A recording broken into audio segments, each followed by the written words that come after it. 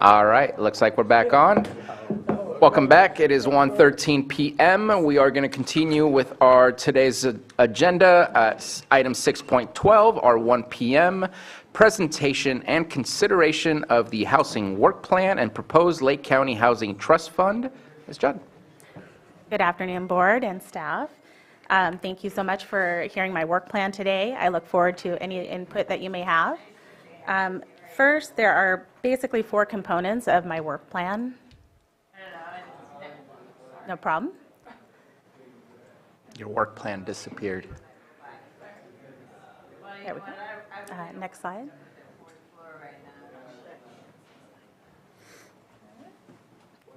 The creation of the housing action plan and implementation steps is the first component, and then the local housing trust fund and board of trustees. And then additionally, the pro-housing designation for Lake County.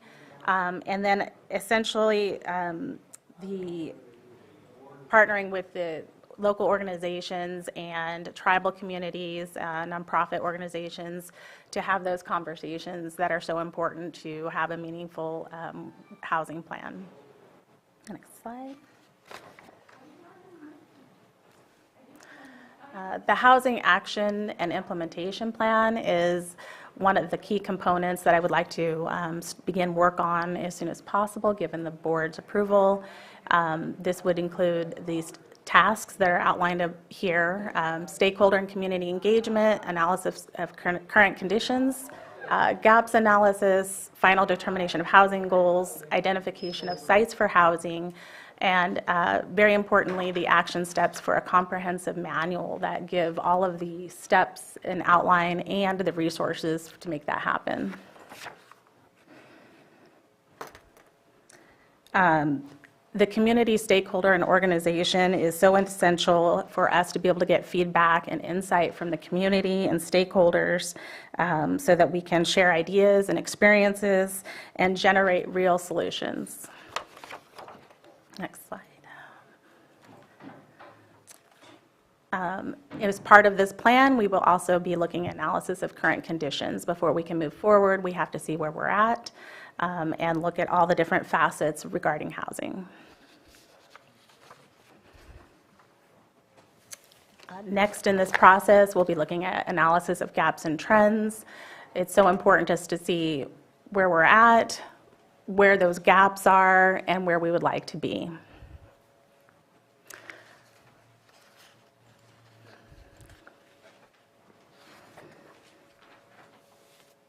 Next is, of course, after we have this, is to take those housing goals and look at things like how are we going to increase our supply of housing in this community.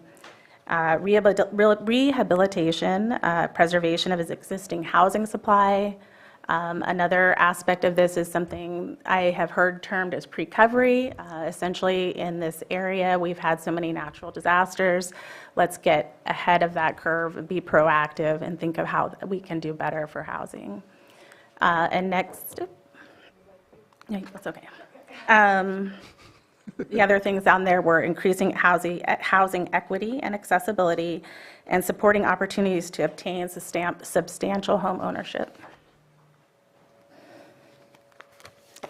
Next in this housing action plan and implementation is the identification of sites for housing development and all of the aspects that we would need in order to move forward.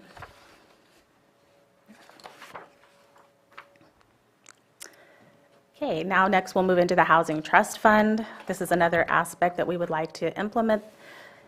The role of the Housing Trust Fund is primarily, go ahead and the next slide, thank you. To look at gap financing. It will make many of the projects that have that gap between being feasible and coming to fruition. It has been touted as something that is very flexible as a source of funding, and it is a way that we can look for a way to preserve existing affordable housing, workforce housing, including hospitality, medical, and educational employers. One of the other things I wanted to add is the Housing Trust Fund it has all of these wonderful things to it, but one of the important things that it says to developers is we're open for business.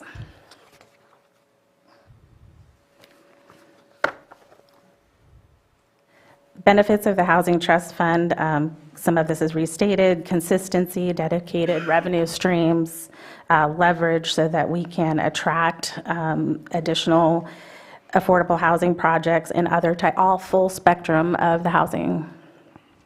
Allows for flexibility for agencies to focus their housing trust fund to meet the highest priority for whatever the board may deem.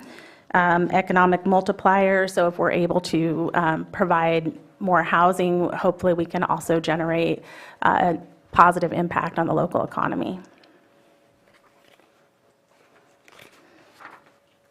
Financing of the trust fund is also another aspect. There are many ways that we can look into having this be a continuous revenue stream for the Housing Trust Fund, as shown here.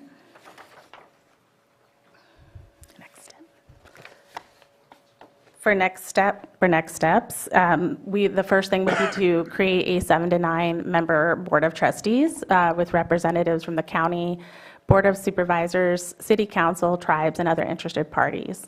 Then, of course, to identify dedicated sources of revenue that are not dependent solely on appropriations. Implement a prioritization system to ensure that key program goals are met. And then lastly, to determine funding requirements for competitive evaluation and preferences and set-asides.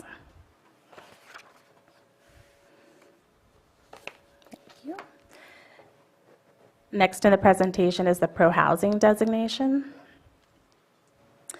This is something that we would like to pursue, and I think that it will be more and more important over time, but it does allow us to have a competitive edge, and this is something that myself and Maria Turner would like to collaboratively work together between our departments. Pro-housing designation, in order to obtain it, you must obtain 30 points across the 4 categories. Favorable zoning and land use, acceleration of housing production timeframes, reduction of construction and development costs, and providing financial subsidies.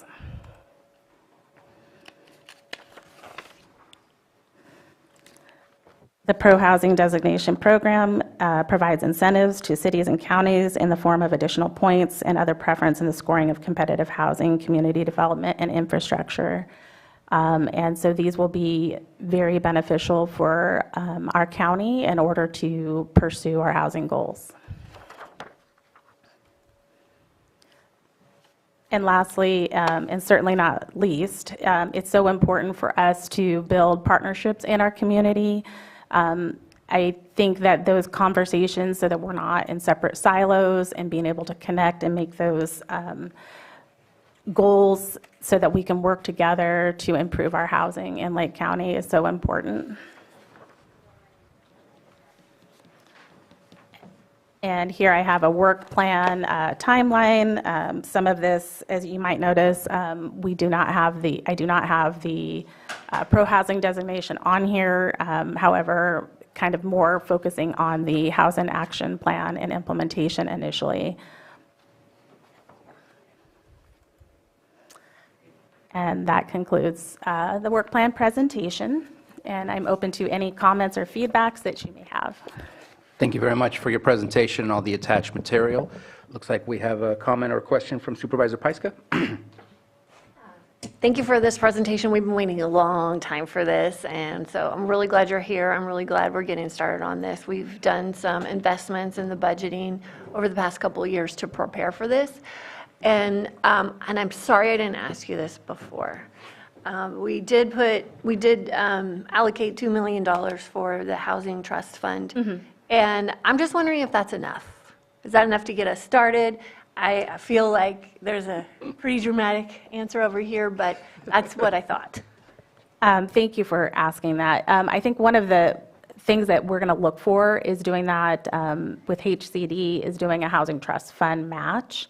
And so obviously, the more funding that we have, I mean, being able to essentially double that up to $5 million is pretty key, and we can make that much more of an impact on what we're trying to do and our housing goals. So obviously, the more funding that we have available, the more we can bring things to fruition. Great, thank you. Any other comments or questions? Supervisor Simon? No, I think the only one, I thought a great list of nonprofit agencies, community partners.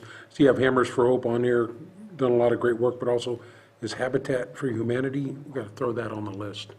Okay. They're here in Lake County too, doing great work. Absolutely, thank you. You know, just to add them on there also. But I thought everything else was touched on very well. And yeah, excited to have this trust fund or the housing, having someone that we can speak to directly as we're moving forward with those goals. And I'm going to have an offline conversation because I know there's a lot of laws going into effect this year, 2024, to expedite housing. Just want to understand a little bit more of those and how it can affect us here in Lake County in a positive manner to help us move forward with it. Because I know, at least in my district, Valley Oaks, there's a big housing project that is potentially, you know, has an opportunity to go in down there, but you know, we really got to get it lined out and see how we can do things. So I think there's real opportunity all the way around the county. It's great to see that Collier project happening over on the North Shore, and we just want to see a bunch more of that as we're moving through the process. That's it. Yeah, absolutely. And I am very excited to be here, and I look forward to making a difference with the housing. And in reviewing some of those laws, I was happy to see that there are, it seems like, a focus on trying to make things more streamlined and housing friendly so that we can actually make some progress. Definitely struggles throughout the state with some of that. Supervisor Green? Yeah, thank you. Just a couple questions. So I see the cities are involved here, but are you aware whether either city is currently drafting a analogous work plan on their levels? And the related question, I see a potential board of trustees that kind of infers that some sort of JPA would be formed. So are we staying in our various city and county lanes at this point in this iteration of the housing plan, or are you already seeing that we're going to be moving toward more of a JPA? For the Board of Trustees, I did not see that as a JPA. I don't know that it necessarily needs to be, but I can research that and look into that further. As far as the work plans, I definitely want to take into consideration the city's work plans. And I have reached out to both of the Clear Lake and Lakeport to try to get conversations going there. I met with Alan Flora and kind of heard what he has going on over there in Clear Lake. Okay, so if your original goal then, what if it wasn't a JPA, what is that vision for a board of trustees, like a separate management function for the trust fund? Or would not the county itself retain primary authority over? The Board of Trustees, I think, would be comprised of the different entities as we can get feedback on that. But I think it's important because it helps with the prioritization. I was looking at some examples in different places like the city of Ukiah and other places that have a housing trust fund. So again, this is something that is in the preliminary stages, and we can look at that. Okay, I guess I distinguish because I'm kind of seeing this as a governance. That's how I normally use that term. You may be pitching an advisory board or commission or something like that that would guide the funding but wouldn't govern it. So Gotcha. Okay. I look forward to hearing that progress. Thank you. Thank you. Any further comments or questions? So I appreciate this, and one of the things that I am going to state that I really appreciate is the open perspective of housing in general, no matter what jurisdiction we're speaking of. We have to work together with our cities and our tribes to say, housing can be here. What can we do to help you with getting housing there? Housing can be in Lake County. Housing can be in the cities. Housing in general is going to help us. We need to deal with the fact that most of our homes are probably averaging 1980, maybe 1990, depending on the location around the county. Finding a newly built home is a rare case in Lake County, unless you happen to be a rebuild from a fire. I know that I just submitted some stuff. I hope it's reached you. I know I gave it to Susan Parker. I was concerned about our fees, and I'm glad that the pro-housing status would review at looking how to decrease construction costs and developer fees, because it's hard for me to stomach what percentage of the entire construction goes to fees versus what the actual value of the house is. And so that's, I think, our number one difficulty is you can build the same house here that you would build in Sonoma County, but because of the difference in geography, there's a difference of 150 to 200,000, if not more, for the exact same house, which leads developers to not take great interest in wanting to work here. So we have to figure out something, and it's going to be all of us figuring out what's our 10, 20-year long-term goal and benefit of doing this versus continuing to have blinders on the side of our faces to see this is working for my budget and this is working for me, versus everyone has so many fees that are impacting the potential for new housing to be developed. So I'm excited about the work that you're doing. I'm looking forward to finding out what avenues we're going to be taking, what opportunities we have. I think it's such an important part of our governor's policy right now is focus on homelessness, but focusing on housing, because both of them are absolutely correlated. We have to figure out something, and so I think you're here at the right time with the right opportunity, and appreciate what you're looking at and the conversations you're already having. Thank you so much. I agree with you on your sentiments there, and I think for all of us to come together as a community, we're going to generate better ideas and work together in a way we haven't done before. Hopefully think outside the box, be creative, and really have those meaningful action steps. Absolutely. Well, Supervisors. and piggybacking on what you just said, traditionally, in a lot of the areas in our county, homes have been built one at a time. And so we've been missing out on that economies of scale because we have not been able to attract the developers. And so having those incentives for low workforce housing, moderate income housing, and then having more options for our seniors so that we have the availability of housing for people to get their starter home and then upgrade, and then when they're empty nesters, downgrade. So we've got a full housing supply for everybody. Absolutely. There's nothing further from the board. Let's go ahead and open it up for public comment. Anybody in the chamber or Zoom room, please raise your hand in the Zoom room. Seeing none, I'll bring it back to the board, but I believe this was just a presentation. Yeah, that's correct. Thank you so much. Thank you very much. Thank you. Welcome. And right on time, 1:30 p.m., we're moving on to 6.13, consideration and discussion of quotation with High Level Enterprises, Inc. for the design and build medical mobile vaccination clinic for an amount not to exceed $407,200, and authorize department head to sign. And Ms. Tangerman, if you want to sit in one of these seats, you're more than welcome to come to the front. I will come and sit. I don't have a fancy presentation. Still more comfortable.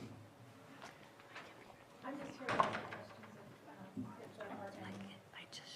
Would you like to at least provide a brief summary of what this entails?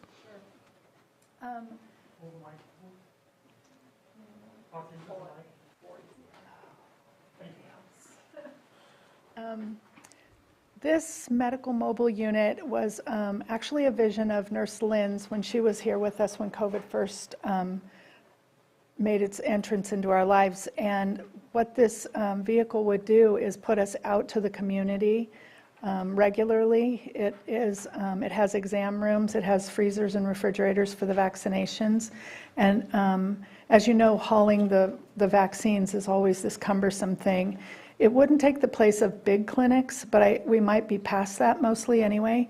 This would give us an opportunity to do outreach to schools. We could be following maybe the behavioral health van and going to homeless encampments, that kind of thing, senior centers, and then also there's the opportunity to provide wound care or other small, lower key things that address things, look at things earlier on if they're not able to get into the provider, and then refer them to a place if they needed further care. So that's kind of the vision of this. It's beautiful. I look forward to coming back actually and presenting once I have more visuals, because right now it's all on paper.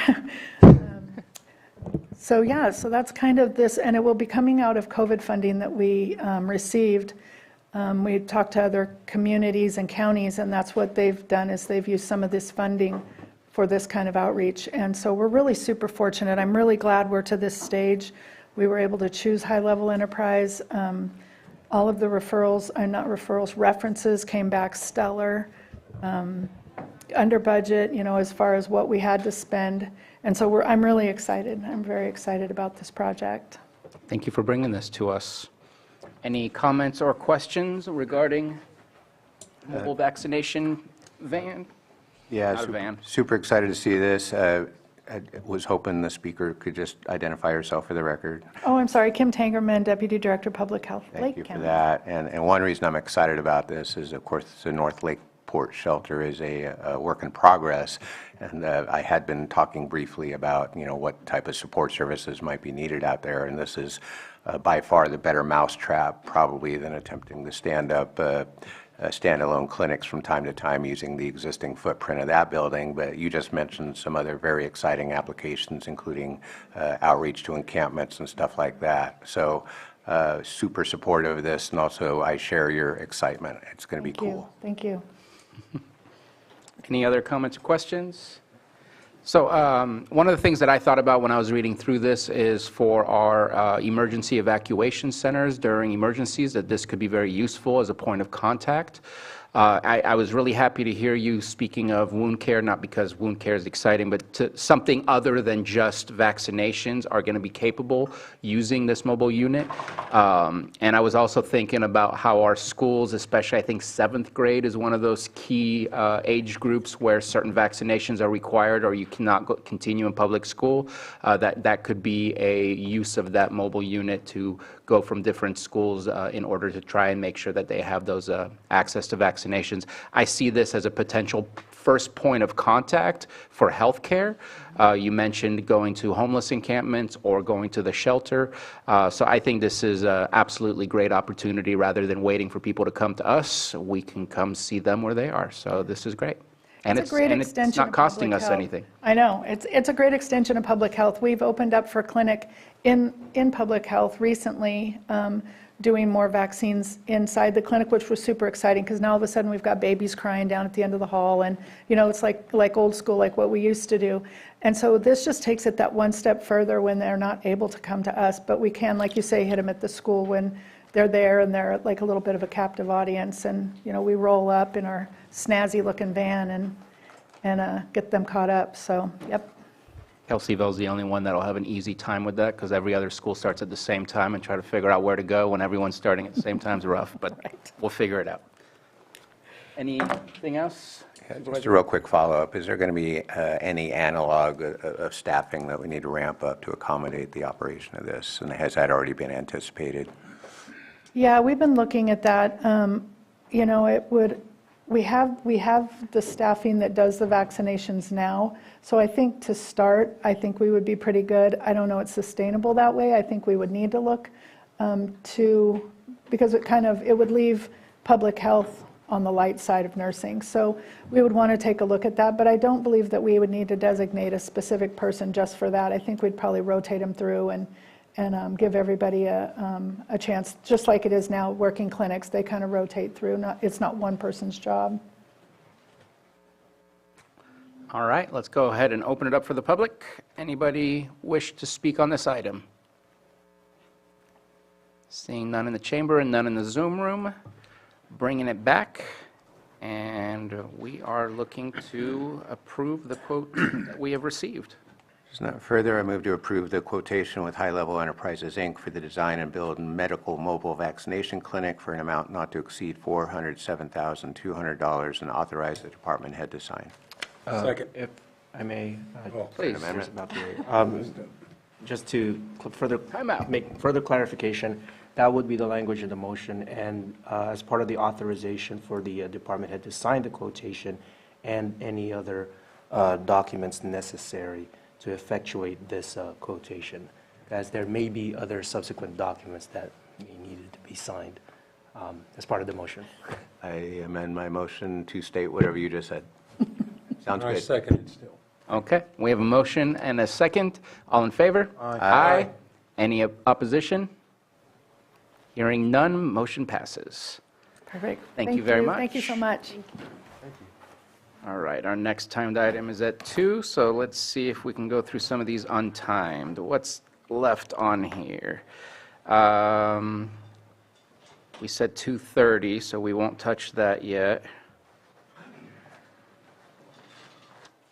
Let's go ahead and do item 7.7. That one should be quick. Sitting as the Lake County Air Quality Management District Board of Directors, reappoint Cameron Reeves to the Lake County Air Quality Management District Hearing Board pursuant to Health and Safety Code.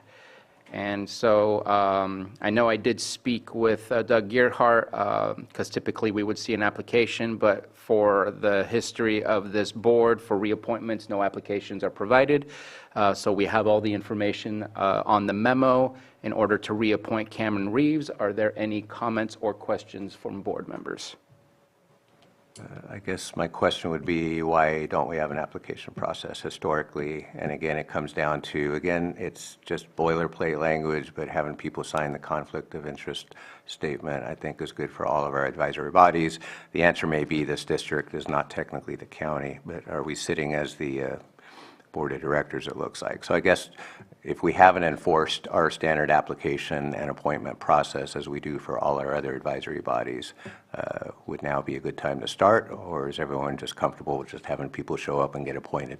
So if it was a new appointment, there would be an application to get it started. Reappointments already have an application on file, and I believe this is a state-mandated board with specifics as to the requirements. For example, this gentleman represents the legal services, I believe is what the memo stated, that are required from a specific board member's seat for this board. So I'm comfortable with moving forward as is. I am too. And if there's no further comments or questions, I will go ahead and open it up for the public.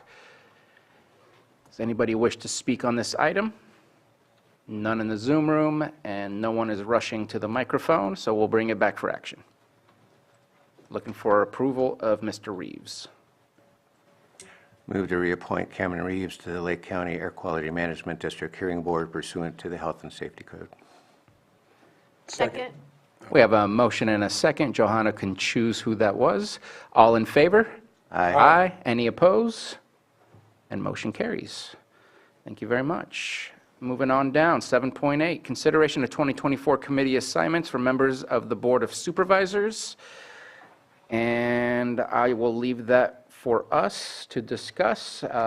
Has anybody seen any changes that they would like to offer or suggest?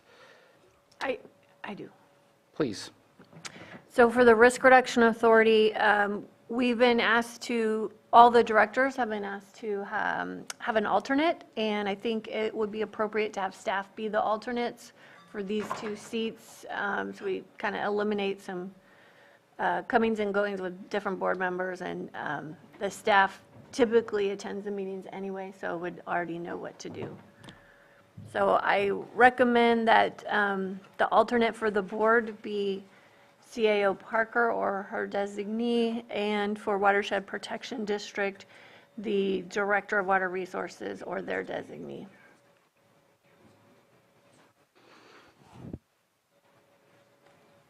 I'm in agreement with that. Except we don't have a Water Resources Director, so. Well, at this We moment, do. we do. It's Public Works / Water Resources.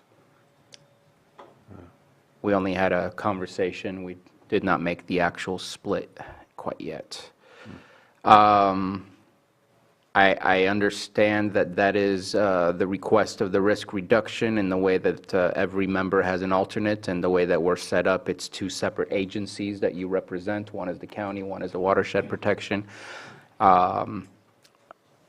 I think at this moment, I'm going to say I'm okay with it. I'm just slightly awkward about understanding or not understanding the amount of staff time that that could require. But I think that you guys typically show up for those meetings, and so I think just keep continuing to move along like that, because there's a difference between being a voting member and being prepared in that way versus showing up and responding and being a part of a meeting. And so to me, if staff starts spending more time as a voting member, then they would have to spend a little bit more time in preparation. I don't think you have to worry about that. It's pretty minor, but we're asking all the directors to have an alternate so that we don't run into quorum issues. Well, I'm concerned about staff time, is my concern. And Yeah, so, and if they're already attending the meetings and they have an idea what's going on, they're going to be there anyway. So I don't think it's an issue, but it is a request by the RRA, so we need to designate them.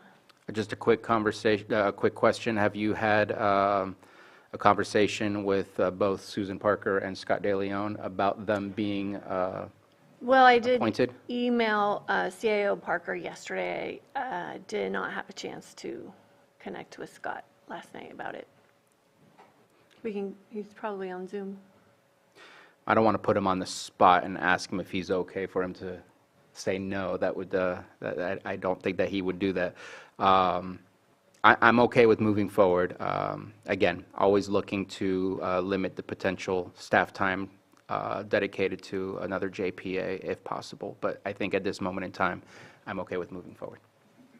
And if I can just dovetail with that, I appreciate the concerns about staff time. I look forward to the time, I think maybe we could bring a separate agenda item because we may be moving in different directions. You're concerned about staff time. I kind of complement with my concern about lack of staff involvement with many of these advisory boards that probably could benefit from that. So being able to quantify the various levels of staff contributions for these bodies, continuum of care being a standout in there.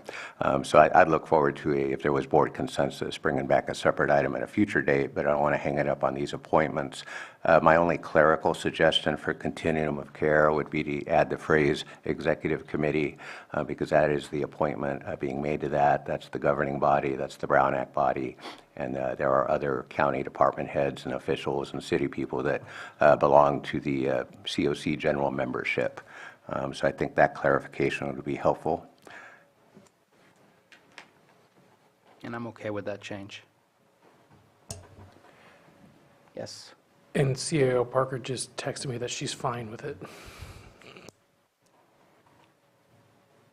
Any other changes or additions, deletions? Just a question. Juvenile Justice Coordinating Council. So again, I think that's the county-led one, but I know the Superior Court has its own council. So although I sat on that for the last year, I've never attended a meeting necessarily. So I'll definitely take a reappointment, but I just want to point out between whatever the county council is and whatever the Superior Court's effort is, and I know they're meeting in February, and I know Supervisor Scott did sit on that court juvenile justice body. I hope to take a meeting with staff sometime to figure out which is which here, because if I'm going to be appointed on it, I want to serve on it, but it hasn't worked out that way in the past year. Okay, keep us posted. Thank you. Supervisor Crandall, or Vice Chair Crandall, did you have something to say? Yeah, I was going to see if you wanted to be the primary on the clean water program. I know that I've been for the past 2 years. You've been the alternate. Just wanted to see if you want it. If not, if you like it the way it is, I'll stay. It's just, I know that sometimes you're there and you know what I'm saying? I have great interest in the subject. The lake's important to me, and so I don't mind taking on that primary role if you want to take on the alternate. Yeah, I'll stay on. I just noticed that you've been there, and so I want to give you the opportunity. Oh, there's also the law library. The chair or their designee is required by their bylaws. Oh, That's right. would you like to be the designee? No. No, thank you. I was not able to attend many of the meetings last year. I don't have it. Yeah, I'll volunteer for that. That's local, so. They're gonna want the chair or a staff or designee. They're pretty particular about that, right? You? Is it designee, though, who he decides, or it has to be staff? I don't know. I don't know. Because I know that when they wanted me to do it, I was the chair, and so Tina was the chair before that. And so, for whatever reason, it was very contentious, I guess you could say, because she wasn't the chair and wanted to stay on.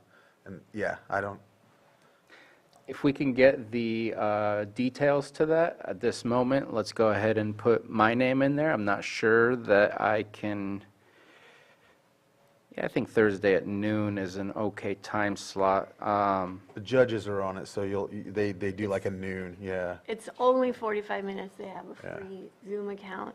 It's just, it did not work with my schedule. Okay. Well, let's go ahead and replace that with my name. I say that cautiously, but I hope that I can make it. Thank you for bringing that up. Anything else? So I did think about the recreation, but then I don't want to contradict myself because of my beliefs. When it comes to that, I think it's important that I am there, unless, Smoke, you wanted to be a part of it. I know that you're the alternate, but I was thinking about not being on it, but I made a comment earlier today that it's important to have both views in the room regardless. So I will stay on. I'm fine with that. So I do have a question about that one, not to change the primary, but I guess it's on the JPA, and the JPA's been created, so having an alternate at this point, I think I just talked myself out of that conversation. Because if it's a JPA, it makes sense to have an alternate, but if it's not a JPA, then I feel like having an alternate would be a Brown Act issue. But I think we finalized that, so we're good. Okay. Anything else? And if anyone desires office space, but I'll stay on it if not. All yours.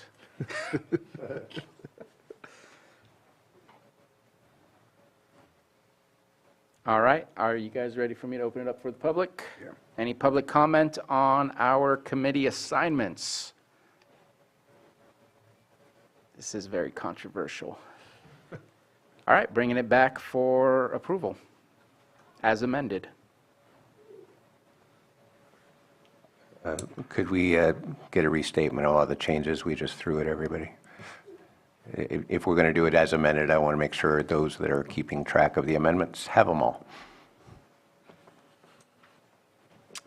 Well, the law library will be the chair. Risk Reduction Authority will have alternates from staff. Clean waters. CAO and Water Resources. And Clean water, storm clean water is reversed with myself and Supervisor Sabatier is now the primary, I'm the alternate. And we're going to change the name of the Continuum of Care to Executive Committee. Continuum of Care Executive Committee. Yes. All together. Yeah. Yes. I think that summarizes all the changes that we've made. And with that, if there's no further comment, I move to approve the 2024 committee assignments for members of the Board of Supervisors as amended. Second. We have a motion and a second. All in favor? Aye. Any opposed? Motion carries. Okay. And still waiting for 2 o'clock. We're going to move on to 7.9. We have a whole bunch of reappointments to make. I guess since we're doing each one individually, let's just start. Any comments or statements about Central Region Town Hall? None? I'm fine. None? I'm going to open it up for the public.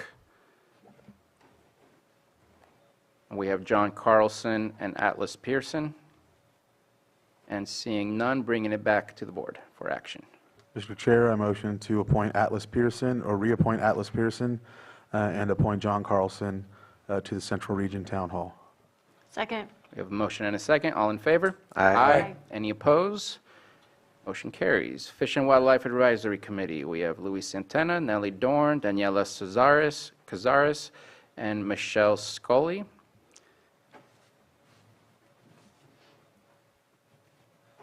Any comments or questions regarding that committee? Just want to note there is a familial relationship between two of the applicants. The applicant states there's not a conflict there. I tend to agree with that, but I just want to highlight it in case any of the other board members have any questions on that. And I don't think that's a criteria that would throw out the application.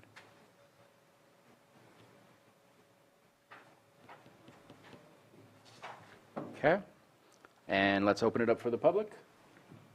Yes. Any comments, questions? Seeing none, bringing it back for action. I move that we approve Luis Santana, Nellie Dorn, Daniela Cazares, and Michelle Scully to the Fish and Wildlife Advisory Committee. Second. We have a motion and a second. All in favor? Aye. Any opposed?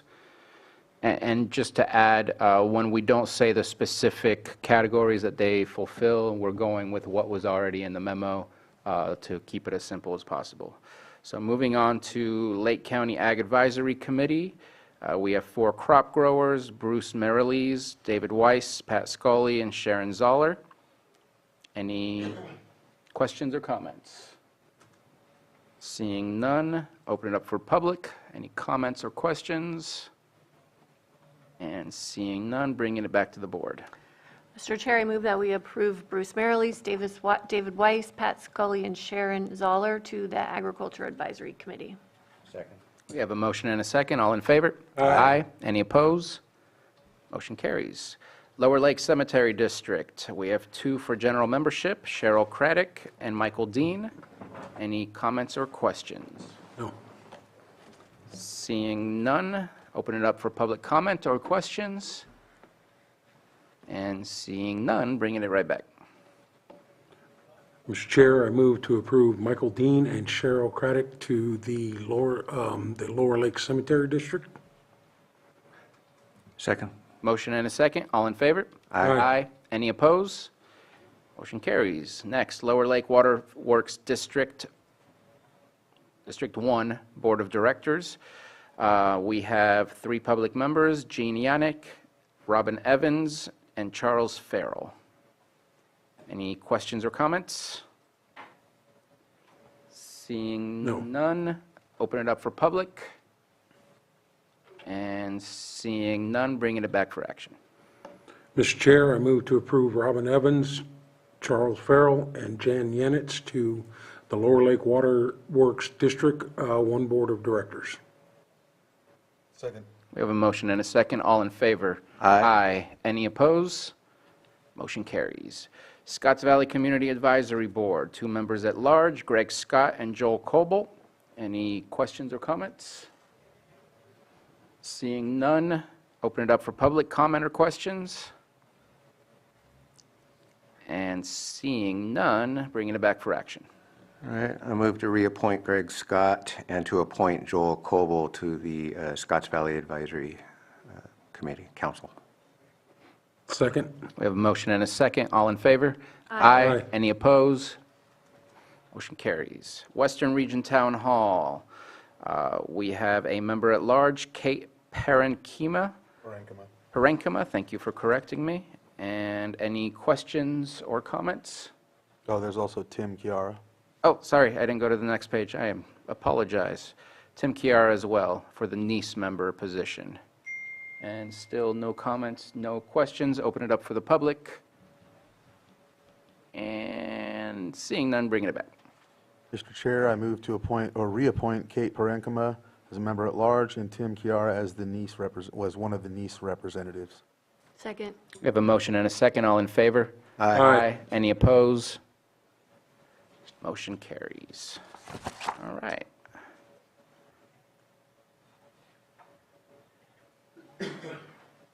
I believe that okay, so we're going to do 2 things here. We're going to pause on 7-Eleven. I apologize to the board, but we're going to need to reopen the consent agenda. We need to pull item 5.10, I believe, is what I just heard.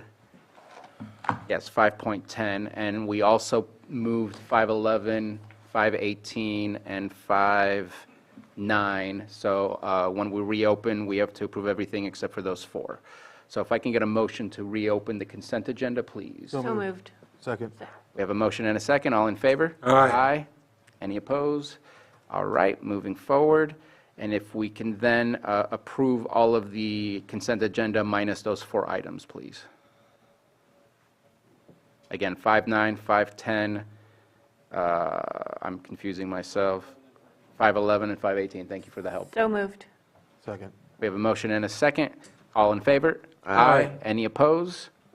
All right, motion carries. We already dealt with the other two. One is moved to the following week, and so we have Community Development Director Turner in front of us to speak on item 5.10, which is approve request to hire extra help office administrator, office assistant 3, Denise Danae Bowen at advanced step 4. Thank you. I'm sorry to add to the craziness of your very full day. I have worked with Danae and knew her as Danae Bowen for the last 17 years, but as she pointed out to me today, when I let her know that, yay, you guys approved the item, she let me know that a few years ago she did change her name legally back to her maiden name. So since I knew her, I thought I knew exactly what I was doing when I wrote the memo, but apparently I was mistaken. And the name. And yes, she did sign an application, and it is spelled correctly there. So if I could just request that it be amended to approve hiring at step 4 for Denise Danae LaDolce. That's LaDolce. Dolce. Thank you very much for spelling that out for us. Any comments or questions? And I apologize, I did not ask for public comment on reopening and reapproving the consent.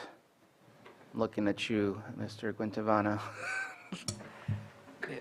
Typically, yes, there would be public comment. I do recognize that in the past, there has, as far as reopening the consent, I've seen instances where there was no public comment. Okay. Typically, there would be public comment. Okay. I'm going to take this hand that's up in the Zoom room for this item, and then we'll discuss that part later. Let's go ahead and open up for public comment. Betsy Kahn. Thank you, Mr. Chair, and thank you, Maria Turner. You could not do better than to have Danae LaDolce in your staff. Thank you so much. Great comment. Thank you. Any other public comment? And seeing none, bringing it back to the board for action. Mr. Chair, I'll move to approve request to hire extra help office assistant 3, Denise Danae LaDolce at advanced step 4 due to extraordinary qualifications. Second. We have a motion and a second. All in favor? Aye. Any opposed? Motion carries. Thank you. For the last two items of reopening and approving the consent agenda, just please raise your hand and come to the microphone if you had a public comment. And seeing none on either the chamber or the Zoom room, I feel cleared. Okay. And then, Director Turner, you went too swiftly back to your seat. We are on to 7.11. Consideration of board direction regarding size and member categories for the General Plan Advisory Committee. 2 o'clock item? Oh, well, It's 2:01. I apologize for calling you back. Thank you, team, for keeping me on time. 6.14 is what I meant to say, 2 p.m. Consideration and discussion of an agreement with Black Dog Designs and Camoin Associates for economic development design services for an amount not to exceed $44,289.97, and authorize the chair to sign. Would you like to come to the front, please? We're seeing a lot of you today.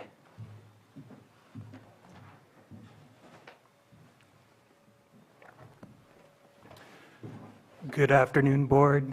Ben Rickelman, Deputy County Administrative Officer. So as part of my economic development work plan I presented to the board last year, mentioned economic development design services, primarily a web page, and then also static pieces. It's helpful with economic development usually to have some sort of marketing design expertise brought from either individuals or consultants that have worked on it with a lot of different organizations. So an RFP was issued last fall. We had 6 respondents throughout the country. There was a unanimous choice for Black Dog Design. The review panel was impressed with their qualifications, their plan, what they envisioned, how they stepped it out. Seemed really well thought through. The price was also, the panel was receptive to their offering, and with other marketing design projects people on the panel have worked on, they said it was very competitive. So that was also encouraging. And then my discussions with Black Dog, I was really impressed for the vision they have and kind of project management and stepping through execution. So through those conversations and the panel's input, it was a unanimous decision to go forward with this contractor. It'd be about a 2 to 3 month project for the website and to get the materials ready. The tentative plan is for them to come here the second week in February to get a lot of input from the community. They'd be reaching out to supervisors, different industries, different community associations, tribal nations, and building a product that's reflective of Lake County. It's through my experience with economic development for the last decade, they're definitely one of the more responsive and thoughtful organizations I've worked with. Thank you. And just to break down the contract a little bit, it's $35,000 for kind of the core services, and then there's about a little less than $3,000 per year for 3 years for hosting, SOE, optimization, social media work, cybersecurity. So this website would not be hosted on the county's website. I did that for maintaining a unique brand, and also with public sector IT, I know there's certain specifications and kind of processes. So to keep those 2 channels kind of separate, I think would be easier for everyone. Any questions? Are there any questions or comments? Supervisor Green. Yeah, just note that it's a single contract, a single entity, but I see 2 names on there, Black Dog and then Camoine Associates. So the signature line I see on the proposed contract is with Black Dog. Is there a subcontract in here I don't know about, or why is this branded as 2 companies, but we're signing a contract with 1? Sure, that's a great question. So the RFP was envisioned is for design services, but as being an RFP and going through the RFP process, you kind of are casting a wider net than a bid. And so they responded. So Black Dog is primarily a design firm, and Camion is more kind of site selection, economic development. So primarily I'll be working with Black Dog, but Camion would, if there's kind of appropriate resources to bring to bear and it wouldn't cost anything additionally, they can provide some of these site selection services. And then if they fail to perform that function, what recourse would we have? Absent an actual subcontract that Black Dog provided to us. Yeah, I mean, so kind of how I presented to the board is design services, how the RFP was crafted was design services. Kind of what I was considering was in the design services channel. So I've worked with several different site selection firms and consultants. For kind of where Lake County is, I think it's more appropriate to be focusing on supporting existing businesses, thinking through different infrastructure investments and kind of different funding opportunities and building up entrepreneurial support services. So I think kind of more the traditional large-scale site selection work. I'm going to work with them, but it's not going to be the priority of the contract. Any other comments or questions? Quick question, and this one's for Mr. Quintavano. And this one, I feel like there needs to be a date specific. I know it says from 2024 through 2026, but it's for web hosting. I want to make sure it doesn't stop sometime in 2026, and I'd like to delineate whether that's fiscal end of 2026 or end of calendar date 2026. And since it's our website hosting part of the contract, should we put a date certain on this? I mean, I feel signing this today and saying support from 2024, that would start today, but that doesn't hurt to have a January date. But I feel December 31st, 2026 is important. Yes, your board may state that or incorporate that in the agreement itself. And then the approval process would be as amended, because currently it doesn't have those specific dates. And as you read it through 2026, would that be interpreted as the end of the year, or can it be interpreted as anything else? The default would be end of the calendar year. So if there is anything that you could either be more specific with that by putting in a specific date, or revise it all together if your board wishes to, for example, change it into end of fiscal year as opposed to end of calendar year, 2026. Okay, well, I probably should have asked that first. If you say the interpretation means through the end of the calendar year, then I'm okay with the way it's written. I just wanted to make sure that we got what we were expecting to get. Follow-up question. Yes. And then follow-up question for County Council. The way I'm reading it, Camo and Associates would, if involved at all, would be on a value-added basis. So on the recommended action, although it says approve the agreement with Black Dog Designs and Camo and Associates, I only see the one signature from Black Dog. So my understanding would we should change that recommended action to omit reference to Camo and Associates. And that would be a point of, possibly a point of clarification from staff, from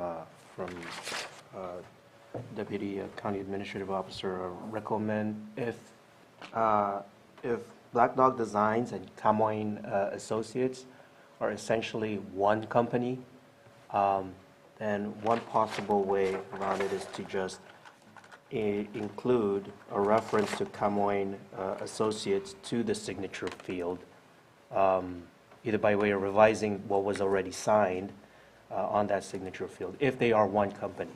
Because as it's currently stated right now, it only makes reference to Black Dog Designs. The other way around it is your board could approve the agreement on the condition that if Black Dog Design is separate from Camoin Associates, then we could just add a signature field. Staff could just add a signature field for Camoin Associates, and then, for them to sign. And your board would be your board's approval today would be conditioned on that signature. So it all stems from the clarification of whether or not Black Dog Designs and Camoin Associates, that's the starting point, whether or not they're one and the same company, or whether they are two separate entities entering into a contract. I think it makes sense. I can get a signature from Kame and Associates also. Yeah, there's two separate company profiles in the proposal, so definitely two separate entities. Okay, thank you for that question. Any other comments or questions from the board? Let's open it up for the public. Any comment on this item?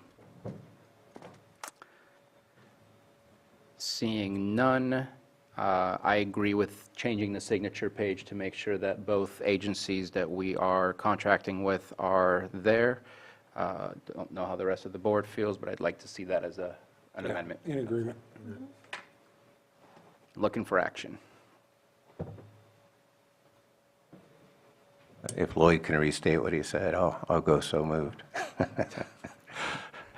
It sounds like a twofer. Either it is one entity and it's fine as it is, and we'll just add Camino Associates to the existing signature line and re-execute it, or we'll add a second signature line with the company principal for Camiona Associates. Yes, so it would be a motion to approve the agreement with Black Dog Designs and Camoin Associates for an amount not to exceed $44,289.97, as amended, with the amendments consisting of adding that signature field for Camoin Associates execution and signature, and authorize the chair to sign. So moved.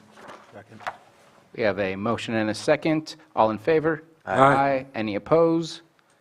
Motion carries. Thank you for bringing this to us. Thank you.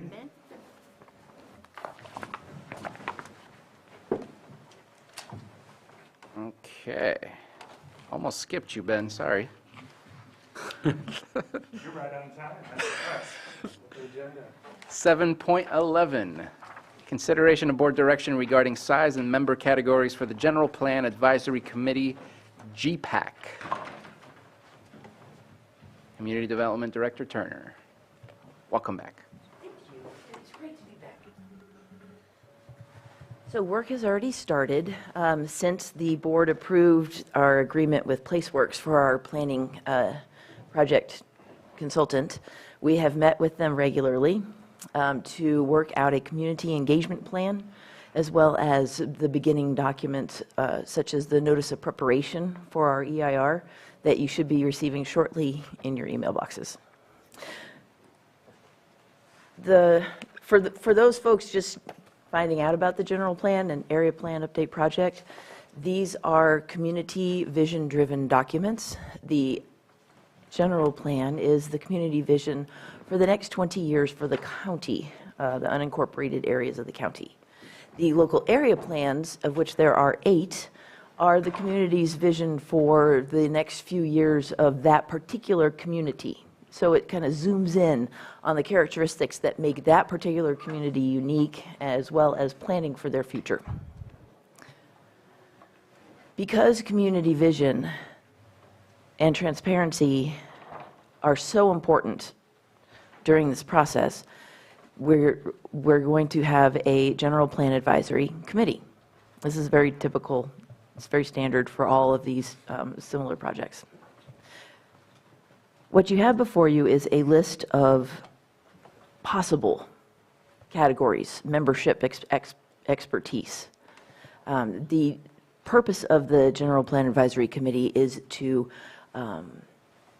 meet 5 times during the next 3 years of the term of the project to decide or to add input on various areas. It'll start with the kickoff, where they'll learn kind of about what their role is going to be, and then at strategic times during that process, let me see, I listed them out for you. They correspond with the review of the local area plan updates, the review of the environmental impact report, and then the final general plan draft review.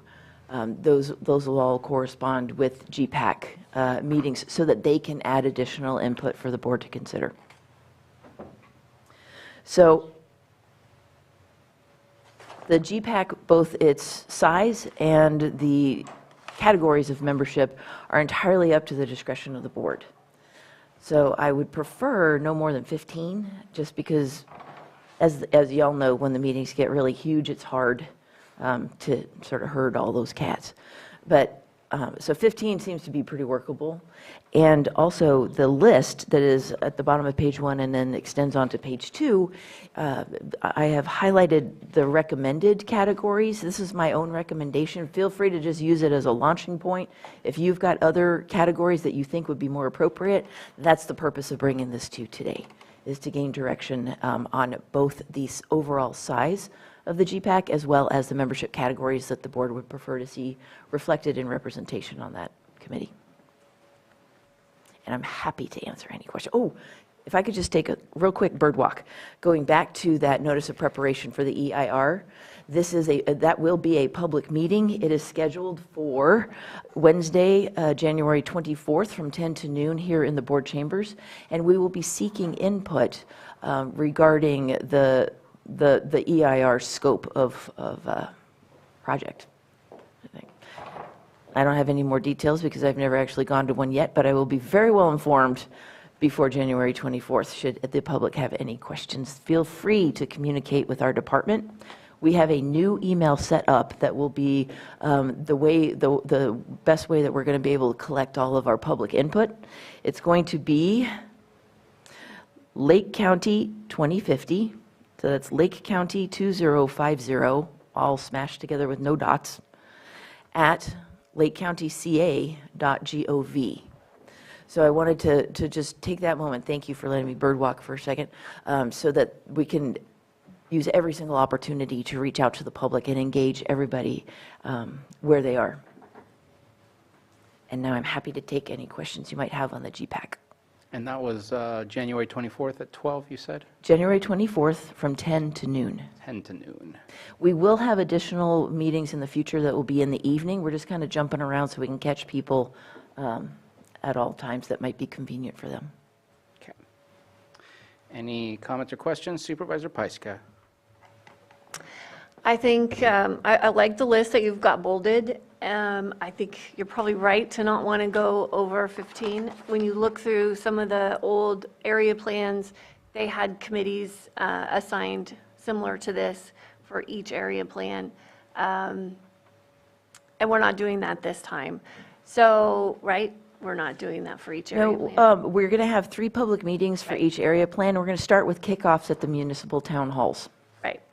So I think with the different elements and the area plans, you could bring in those experts from those fields like geothermal and mining. So I think maybe just bringing them in for those specific elements for that work. But in general, I agree with the highlighted ones and the others as needed for input, specific input.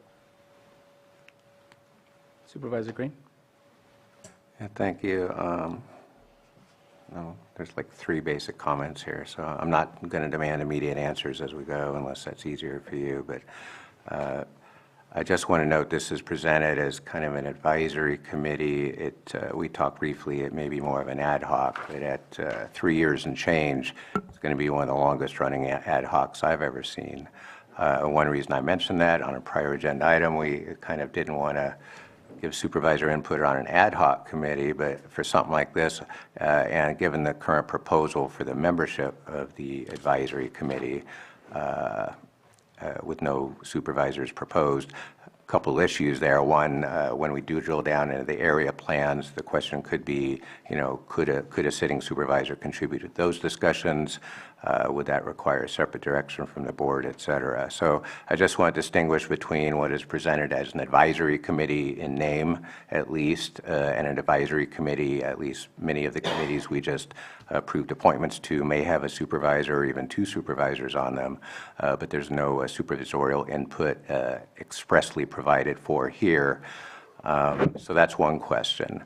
The other question I have on the timeline is, I think when you first discussed this, you were excited because we were going to tackle the area plans first and then come to the broader general plan. The way I see this timeline, I see them kind of running concurrently. So as the area plans progress, at what point do we take a pause, look at the completed area plans, or at least the completed draft area plans, and make sure that the broader general plan amendments reflect those cumulative impacts of those area plans? That's the second question. And the third one's just to drill down one. I see under number 7, other countywide elements, but they're not specified. So I'm just curious if the agricultural element and or the aggregate resource element might be tackled in those other elements. And in no particular order of that, but definitely I want to clarify, given the prior item, if we are going to limit supervisor input to certain times, or basically wait until the end of 2026 until this board gets a first whack at it.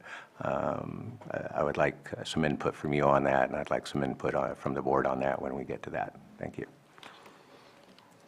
I wrote down question 1, totally forgot what question 2 was, but I do have question 3. So as far as board participation, if the board does not assign supervisors to the GPAC membership, I would still expect that each supervisor would be very interested in attending the local area plans or any of those community meetings. I can't see how that would be an issue. Our goal here is to maximize input. And so that's what I would think, but I'll leave it up to your board.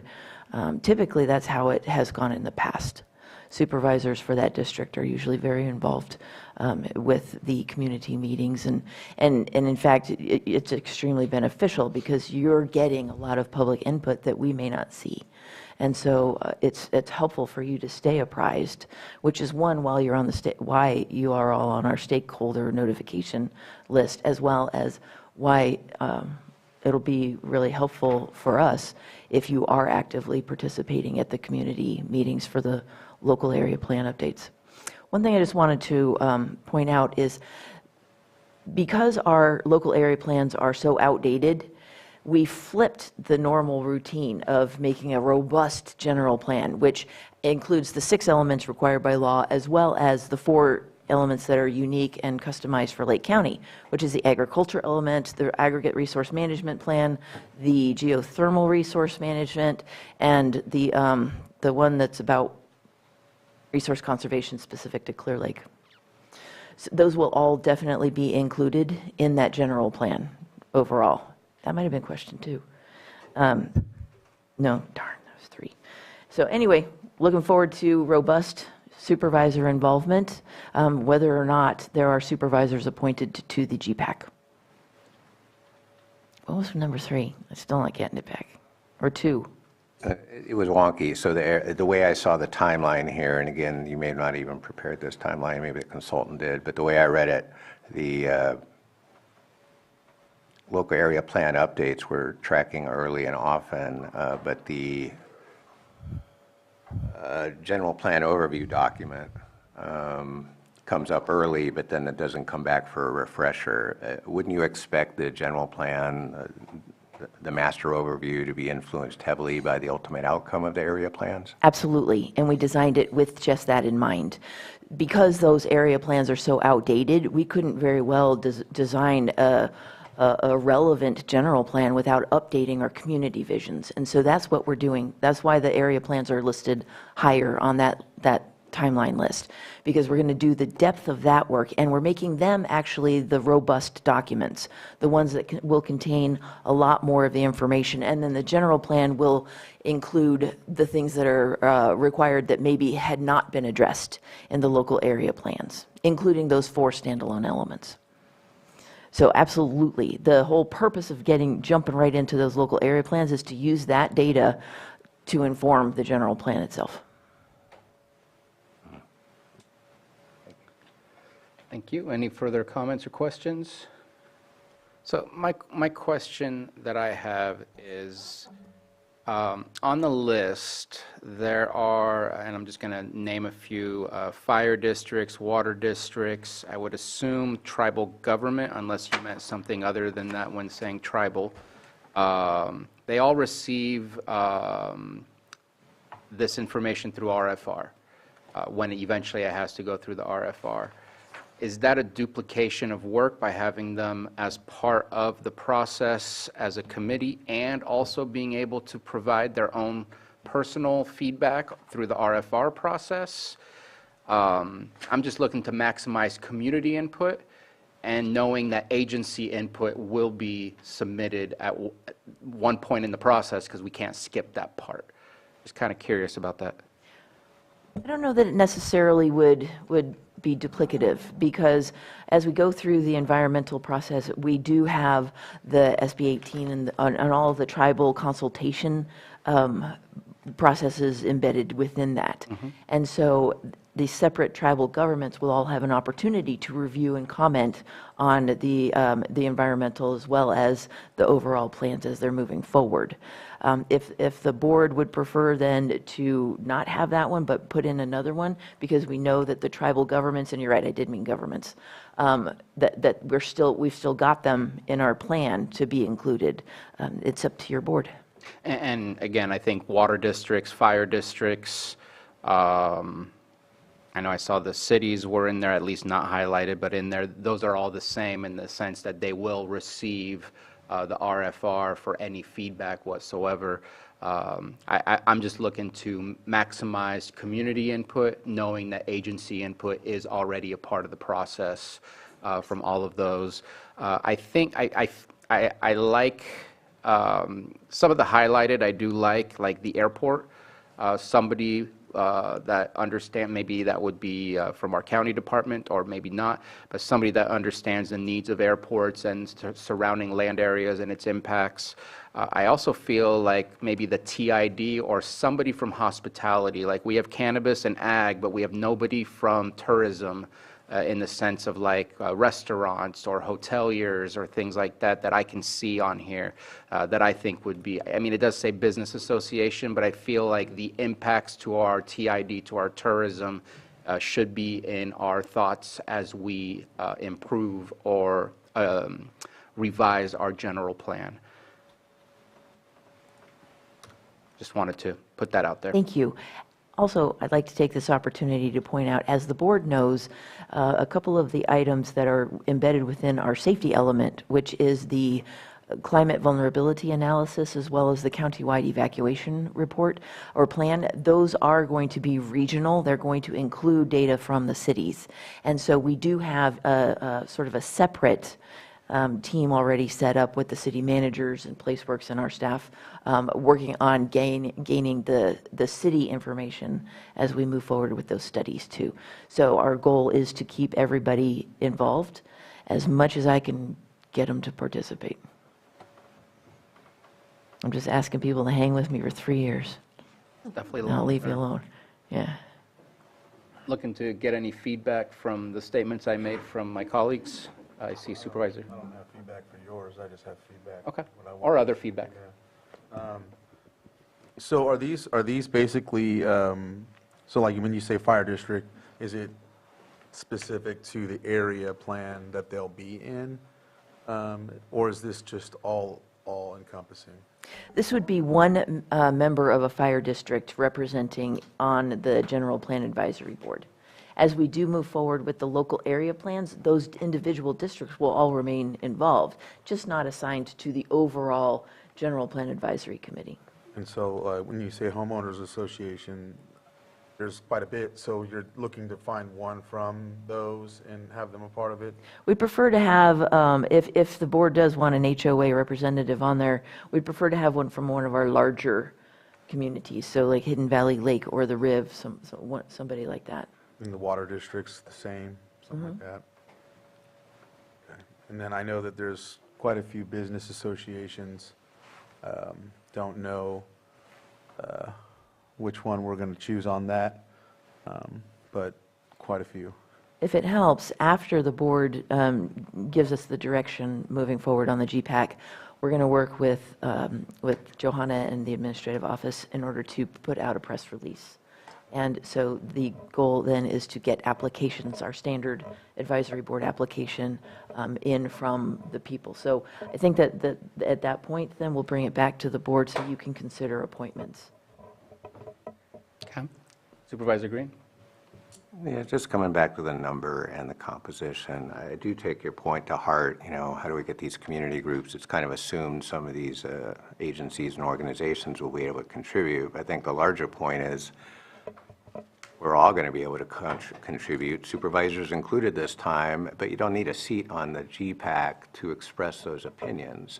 So this is, again, stretching the boundaries of an ad hoc into 3 years, and I have a couple concerns about the size of it. One, it is hard to get quorum on a good day, and on a 3-year process, when there's 6 or 7 months between meetings, people can lose interest, even if they were initially interested in stuff like that. Again, if we shrink the size of the committee to a more manageable size, we're not robbing anybody or any community or any interest group of the ability to provide input. They just won't be sitting on the committee, going through those slog meetings and stuff like that, and they won't get those ultimate final votes to forward whatever those recommendations are. But we're not excluding anybody by having a smaller, more manageable committee. I think I've seen this pattern before. The more bigger the subject is, the bigger the committee is, because we're bending over backwards to be so inclusive, but we're really robbing ourselves of some manageability, especially for a 3-year complicated process with multiple area plans. And it really does, again, is it an advisory committee or an ad hoc? I would say it's stretching the boundaries of an ad hoc, but I'll kind of defer to county council on that. But I think it is, I like the idea. I like everything you've said about the inclusiveness. I just think the size and the membership of this committee gives me concern. And the supervisors aren't. It says supervisorial district at large. So, yeah, we may be in the back or something, but I don't even, I go to the town halls. That's where they're I going to be think doing the area this. plan is where the supervisor can be involved. Here, we'll be involved at the latter part of it. But I think it is a large size, but I think this is what you believe is manageable, and it's complex. We have a lot of elements here to look at, so I think it does require this size. It's only slightly larger than the old area plan groups, which were 12, I believe. And if there's other areas that we want represented, then we can look for those qualities in our district candidates for the group. So, for example, I could select somebody that once worked at the Geysers and now works at a hotel or something along those lines. So there's ways to build in that experience without making this a lot larger. An additional benefit of the final membership of the GPAC is that these are people who are involved in their communities, and they'll also help to spread the word and to gain input from our residents. My last comment will be, and it doesn't sound like the board is taking the idea of those that are agencies receiving the RFRs, the request for comments, whatever the last R stands for, that we still have them on there. My request is geographical equity and racial equity so that we can make sure to hear from different folks and different perspectives, and that'll be on our part to get those applications into you. But just kind of like the last comment for the last board appeals that I was talking about. So you mean that when this will be sent out to some of the leaders is what you're saying? Tribes are going to receive a full Cities, review. Cities right. are going to get, water districts and fire districts are all, and to me, it's tough to, what one tribal represents all tribes. Well, yeah. What one fire district represents all fire districts, and what one water district But when does that take place? You see what I'm saying? Does it take place right away, or does it take place right before it's approved? it takes place before it gets submitted for an EIR review, correct? RFR? Yeah, the draft EIR will be open for review. Consultations with tribes will proceed according to the state law. So these different areas will have opportunities to review these final documents. And give comment and implement. And so that's why I gave you the list of non-bolded too, is to sort of spark this kind of dialogue. So I am completely open to whatever membership categories the board feels should be there.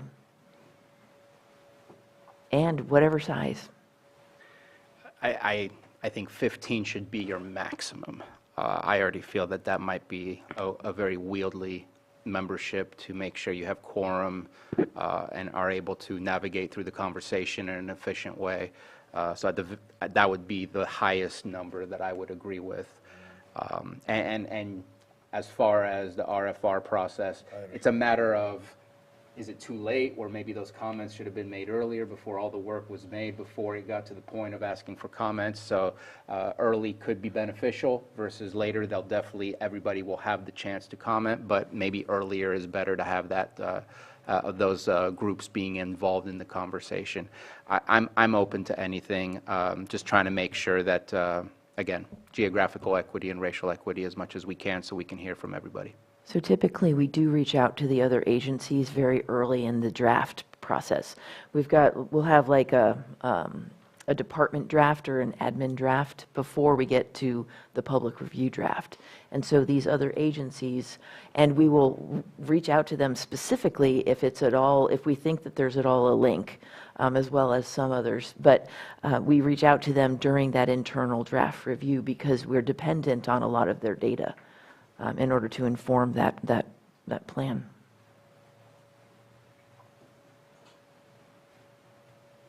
I agree with the 15 number, just what that 15 number is with these It's hard. names is the challenge. It's hard. I mean, on a personal level, from reading through the unbolded list, thinking of Vice Chair Crandall, I love the idea of the town halls, because one person to represent a supervisorial district as large as District 3, it's nice to have the ability to have 3 separate representations for such a broad scope of communities. Not an easy situation to decide on. We will also hold our kickoff meetings for the local area plans at those town halls, and will remain in correspondence with those town halls with updates as we go forward. Even though it's only for the kickoff that we're focused on the town halls, we need to go larger as far as our community engagement goes. The town halls do remain a very helpful hub for getting communication to the community. Right, and I appreciate you saying that. I definitely need to divide and separate between the area plan, which is very specific to a local area, versus the general plan, which is a little bit more global. Supervisor Simon. So then we'd be holding to the 15 too, like the area plan, because I know we had some initial conversations where, whether it was the Cobb Area Council, like very interested folks for each area plan. Lower Lake Action Committee, very active in Lower Lake area for their Lower Lake Action, the plan, and then, the Middletown area plan, Middletown area town hall, but just sticking to those numbers, probably about 15 folks to look specifically at that. We can get, I don't think getting bigger than that should be something we're doing anyway, and that's different than this list, but Yeah, the it's nice we GPAC keep it consistent. The GPAC will do review of local area plans, but it's more of a global level because their viewpoint is regional rather than just specific to any one local area.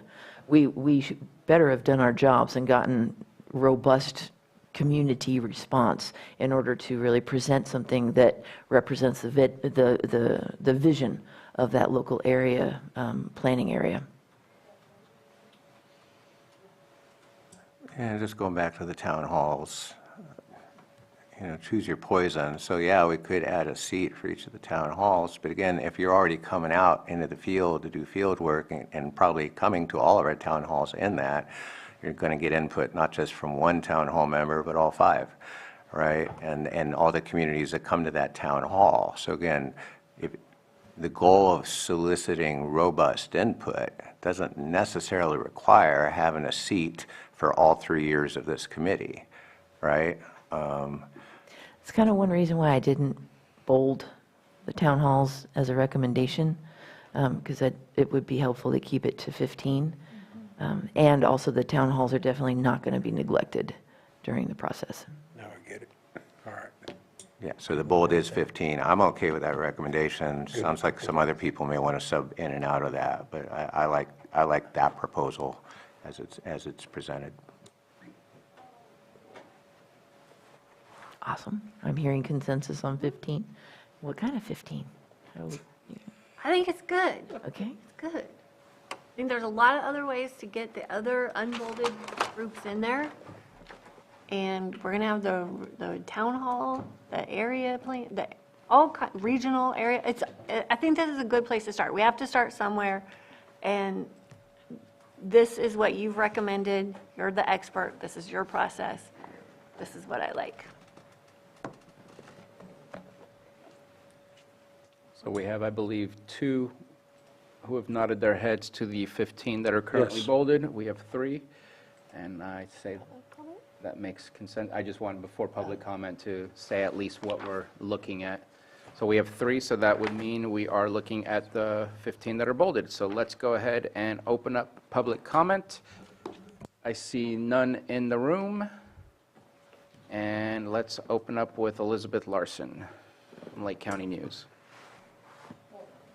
My computer decided to update right in the middle of it. So I'm on here.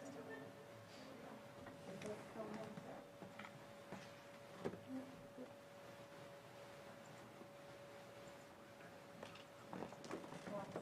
Are you a co-host again? You what? Are you a co-host again? No, I'm trying to, I need to go over to Wendy and make myself co-host, because I put her as host so the meeting wouldn't go down. Hold on. We are going to get to you as soon as possible. 3 seconds.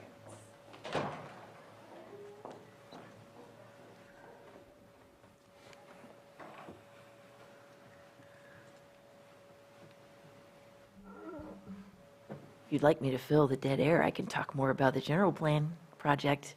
We're very excited. We do have a draft of our community engagement plan that I will make sure that you get a copy of, and that kind of lists out the many ways that we are going to be encouraging input from as broad a spectrum of our county residents as possible. It'll include things like a QR code that'll take them to the website for the update. There will be various surveys on there throughout the process.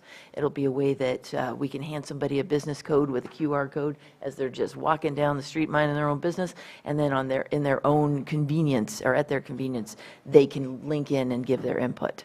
That's just one example. Thank you. All right, we have Elizabeth Larson, I believe, ready to go. Yes, thank you.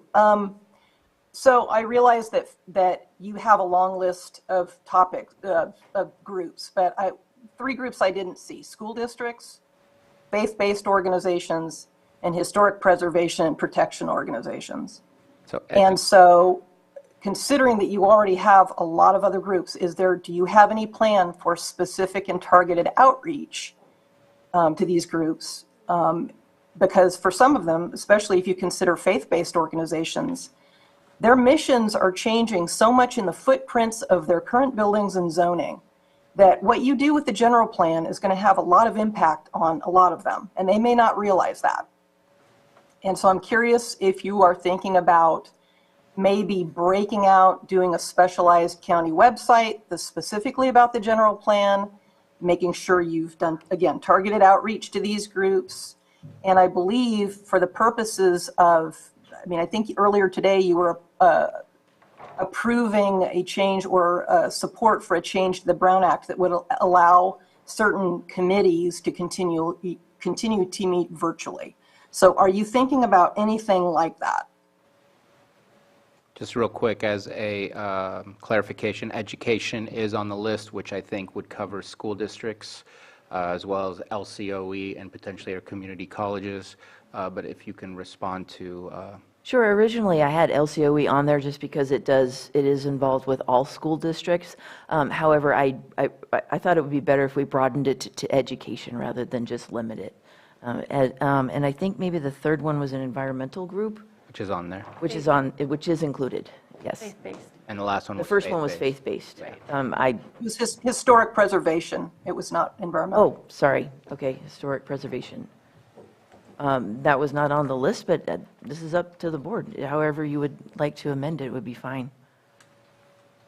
And I thank Ms. Larson for her input.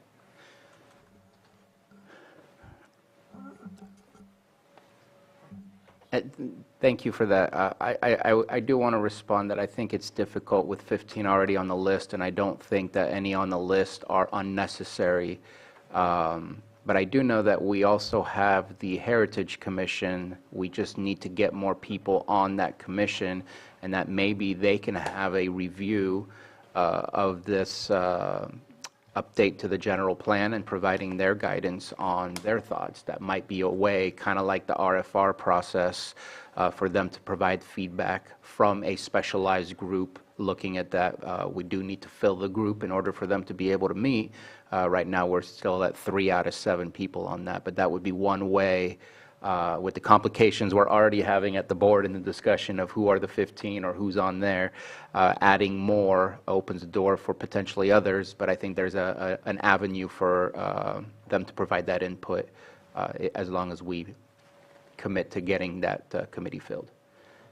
And I believe Supervisor Pyska has something. Yeah, and I think the area plans is a great place for the faith-based groups to be active in their specific communities that they serve. And the historic preservation issues can be brought up also in the area plans. And then the communities can decide if they want to adopt design standards that go along with historic buildings. So there's a lot that can happen, I think, in the area plan.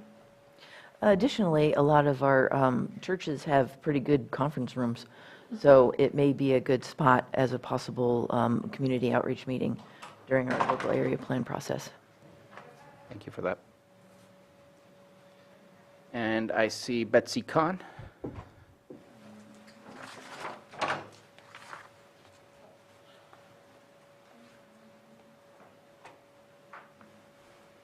Thank you, Mr. Chair, and thank you, Board, and thank you, Maria. I'd like to just comment. I was involved in the 2008 general plan. I have read all of the county general plans. I'm quite familiar with the way these things work. In my experience, the general plan sets goals and policies, which then end up being the tools for implementing the needs in the area plans. And because our area plans are so old, they are so irrelevant to our actual current conditions, getting the new needs identified in the draft area plans that would then feed into the goals and policies of the general plans would be the way I would perceive this to flow. I don't know if that's agreeable to Mrs. Turner. Then the subsequent action after you approve a general plan and area plans is when you update the zoning ordinances. And that is a step that hasn't been mentioned, but that has a tremendous impact on the implementation, again, of those area plan specifics. Thanks for allowing me to comment. Thank you very much. Ms. Turner? I completely agree with Betsy. The reason why we're doing these local area plans first is so that the vision of these planning areas will be synthesized with the overall regional county general plan. Darn, I already forgot the second. Well, and I think the zoning issues will be brought up during those discussions. For example, in Cobb, I've got all these historic resorts that have all burned down and people can't build housing. And so we do need to look at zone changes within the area. And I think those conversations will start in the area plan. And to me, that's kind of the culmination of the whole general plan is you end up with a zoning ordinance that you pass at the end. Yes, through the local area plan process, the community decides things like, we want commercial here, or we want to expand high-density housing in this direction, or we want our community growth boundaries where we're focusing on the future of extending our infrastructure to now include this area. And so all of that gets done at the vision level through the area plans, the local area plans and the general plan. After that, is when the zoning ordinance gets caught up, because the general plan and the zoning ordinance must synthesize, they must agree. And so that's when we start doing map rezones, any sort of updating to the zoning ordinance that we might need. That's later. I haven't really focused on that just because it's a big project. But after the general plan and the area plan updates is exactly when we want to start that. Thank you very much. And I don't believe there are any other public comments. And seeing none, bringing it back to the board, it looked like we had consensus for the membership categories being the 15, which include the at-large 1 seat for each supervisorial district. So 10 plus those 5, and anything else other than that direction? Yeah, one last clarification. I just want to clarify, it sounds, I'm very glad there's consensus to allow broad participation by SUPs, in particular at the area plan level, but if there's anything we need to throttle, because at the end of the day, this will come to Planning Commission review and it will come to this board. So if there's anything in this 3-year process that would give any discomfort to this board, now would be a good time to do it, because it isn't spelled out in your proposal. And I want whatever supervisor involvement or lack thereof to be clarified as much as possible now, so there isn't any misunderstanding down the road. So if it's all SUPs, all input all the time, I'm totally good with that. If there are certain parts of this process where we think we should defer to the Planning Commission or the GPAC itself to make recommendations and we back off at that point, I'd like you to consider that, if only because of, again, a prior item where maybe that direction was not consistent with what we're proposing here. So what I'd like to offer is I think the area plan is definitely a process where the local supervisors can be involved just as much as they're involved with their town halls type of situation. When it comes to this, as far as the general plan, I think being a fly on the wall at the most should be the participation of the Board of Supervisor until it goes through the process, so that we do not stain or sway the process before the Planning Commission and before it comes back to us. That is my personal opinion on our participation. Then I'd ask how you clarify that in writing, because I disagree with the assertion that we can sway at a certain part of the process, but we can't sway later in the process. So if you're going to draw that line in the sand, I'd ask that we somehow document it. And we don't have to do it today, but maybe we bring it back at a future item. But Would that be like an internal policy sort of document? Or, because there's not really any normal part of a general plan process that makes that sort of a statement? I think we need to recognize the power that we have when we walk into a room. People are looking to us for guidance. This is about community input. This is about the community providing their feedback on what they would like to see the next 30 years look like when it comes to development or when it comes to just the living situations here. Being there to listen and hear from your community, I think, is really important. So I don't want to take that away. But as soon as we start speaking, it changes the chemistry of the room for how people feel to express themselves, especially if it's an expression that goes against what the Board of Supervisors may have stated. And so that's why I'd like to make this as open and secure for any community member to be able to express themselves when it comes to this part. We will get our ability to make statements and changes when it comes to us.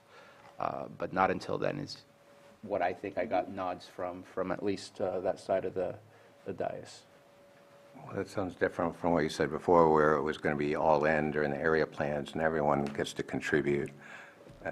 You know, and based on that earlier conversation, I guess what I would do is we use the little timeline here. You know, is it area plans here and we all get to speak whatever we want at our town halls, but when it gets to a draft general plan and it goes to the Planning Commission, all of a sudden we're flies on the wall at that point? I think you're complicating it, and when I say, I mean, you're using words like all in. I don't think you should lead the conversation of this is what we're going to do for the area plan. I think, again, it's all about getting that public input, but there's a certain level of involvement when it comes to town halls that Board of Supervisors are used to and accustomed to having. And I don't want to take that away from you guys. I don't have a town hall. So, but this is about getting the public comment. This is about engaging the community. This will come to us to eventually provide our input and our feedback, and I want to make sure that it's a safe and open of a ability for people to provide their input and their feedback. Again, love to hear from what others are saying. I feel like I'm repeating myself. I agree with that. Yep. I agree. Because the local area plan is where we've all been Involved. approached from day one. You know, on little things that we've ran into even in our supervisory districts. You know, electronic signs, whatever, anything we've gone through bunch of different iterations. So yeah, I think the local level with the advisory committees, the way to do it with the area plan. And just for my own clarification, it says at-large, one seat for each supervisory district. Does it have to be a supervisor, or could a supervisor pick somebody to sit in that seat? It's meant to be an at-large public member. Okay, perfect, that's what I thought. So that separates us already, so I just No want to added meetings clarify for that. you. Yeah, yeah. Well, I just want to make sure. Well, I'm just thinking long-term wise, who that's going to be already, so starting to. Feel free to contact them. So looks like you have direction from staff. Do you need anything else from us to clarify anything, or are you good? I'm good. Thank you. Thank you very much. Thank you. Difficult project to take on. Thank you for taking it on. It's an amazing opportunity, and we are very excited. And absolutely needed. Yep.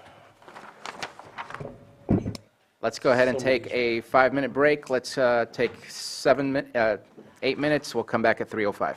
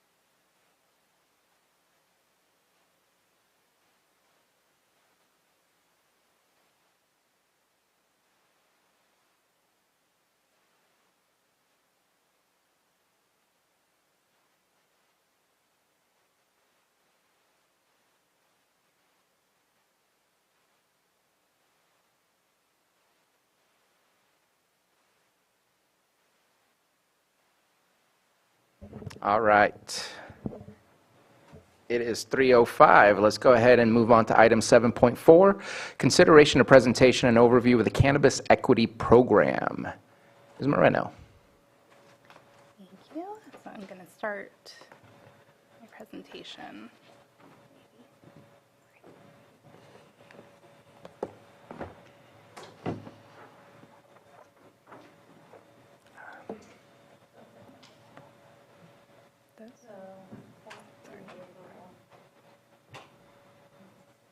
It's the little guy. Thank you. Good afternoon. Casey Moreno, Deputy County Administrative Officer for Finance and Budgets. So I am here to present the overview of the Cannabis Equity Grant. There are two types of funding. So there's Type 1 funding, which is assistance for cannabis equity assessment and program development, and then Type 2 funding, which is assistance for cannabis equity program applicants and licenses. The first year that we applied for Type 1 funding, which was in the 1920 year. We did receive $150,000, which we spent all of. That grant period covered May 15th of 2020 to August 31st of 2021. We did get a one-year extension to August 31st of 2022. After that, we applied for Type 2 funding for the subsequent years. So for the first year of 2020-21, that covered April 15th of 2021 to October 31st of 2022. We did get a 6-month extension to April 30th of 2023. We got a little over $888,000. We spent most of that returning $1,359 back to the state. The following year, 2021-22, that grant period covered March 15th of 2022 through October 31st of 2023. Unfortunately, we did not spend even half of that. We received a little over $1.9 million, spent a little less than $600,000, and returned $1.3 million to the state. I'll go into that a little more on the next slide. And then the current funding period that we are working in is the 2022-23 year, covering April 1st of 2023 to October 31st of 2024. We have not spent any of that money yet, so we do have a little over $836,000.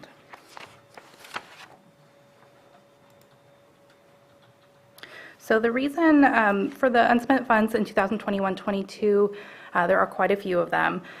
So we did apply for a much larger amount with anticipation that we were going to have more applicants and higher taxes that were going to be collected. Resolution 2022-15, which is in effect until December 31st of 2024, extended the suspension of the tax rate increase pursuant to CPI, so the tax rates are not increasing. Resolution 2022-45 limits the cultivation tax to the canopy area, and additionally a 50% reduction to the cannabis taxes, which is also in effect until December 31st of 2024. Cultivators can contact CDD to change their canopy size, and that makes it very hard to estimate how much we're going to actually need. So to apply for an amount and then have it change is another reason that we decreased.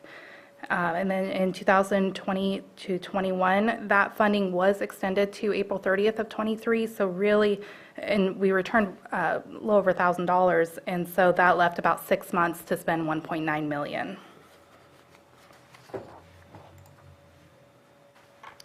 So currently, the funding we have available is the 2022-23 Type 2 funding.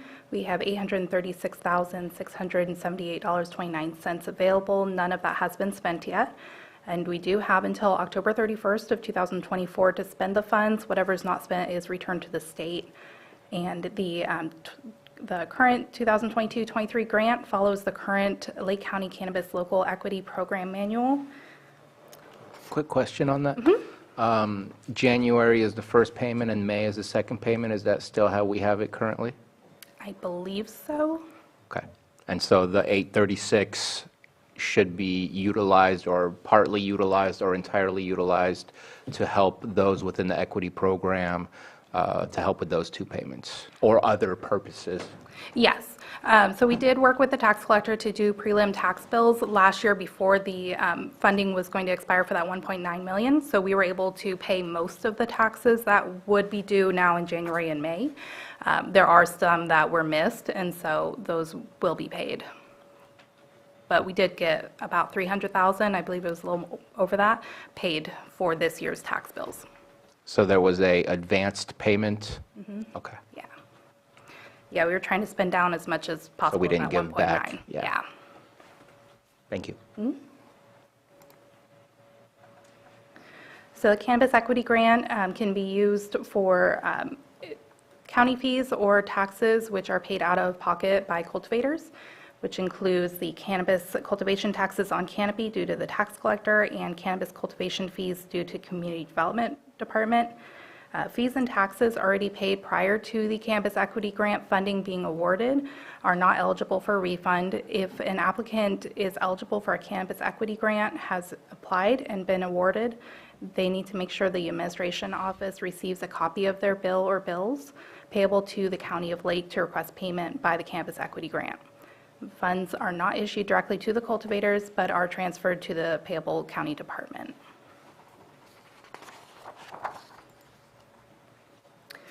So now let's look at the future of the Cannabis Equity Grant.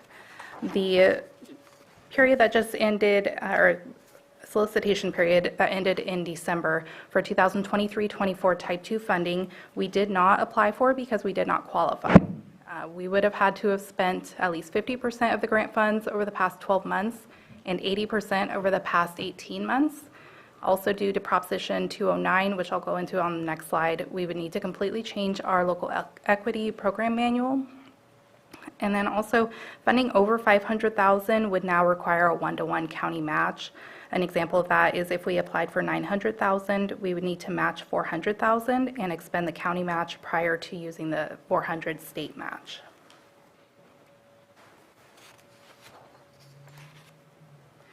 So Proposition 209 is effective the 2023-24 grant solicitation.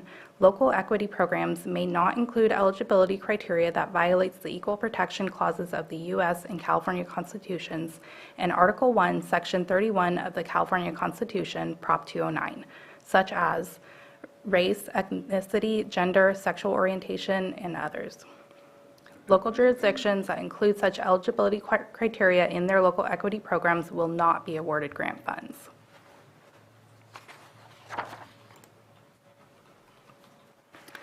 Also, they are changing who is eligible as far as cultivators go for the 2023-24 grant cycle and going forward.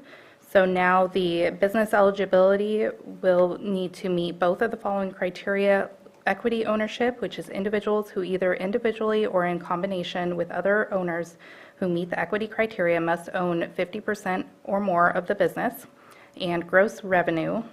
The businesses had gross revenue of $5 million or less per year. If a new applicant's business expects gross revenue of $5 million or less for the first year, gross revenue can be documented with California Department of Tax and Fee Administration documents, IRS documents, or profit and loss statements. The individual criteria is changing. So the cannabis conviction has to be convicted to a cannabis-related offense prior to November 8th of 2016. Cannabis arrest, cannabis-related prior to November 8th of 2016.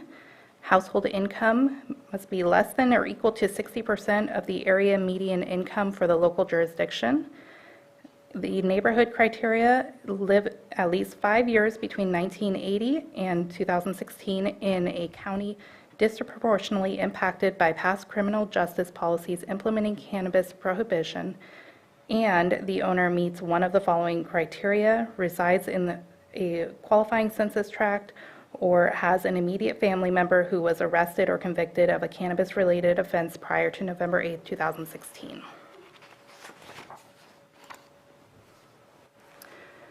So at this time, staff are not planning on continuing the Cannabis Equity Grant Program, as it would require significant staff time to rework the local equity program. Current beneficiaries would need to reapply to verify their qualifications. Also, our understanding from the state is that it would no longer be able to be used for cannabis cultivation taxes and fees.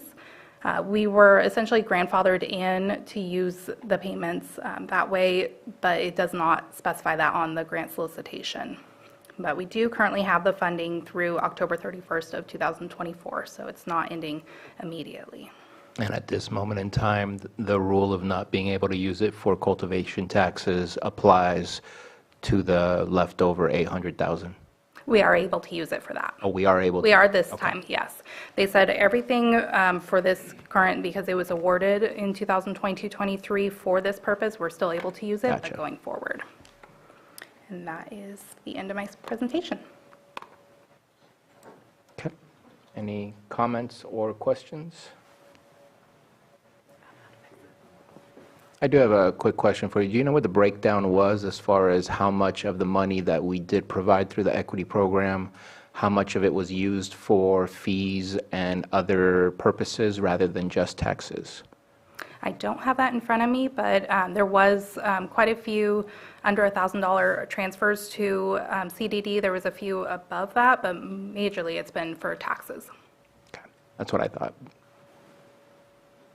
Supervisor Green? Follow-up question. You may not have the breakdown, but clearly there's a distinction between applicants and licensees. And if I were to guess, the amount of aid given to applicants is dwarfed by that given to licensees that are paying their cannabis taxes. Is that a fair assessment? If they qualified for the Campus Equity Grant and had taxes due, then we paid them. But we didn't separate them out by licensees or applicants.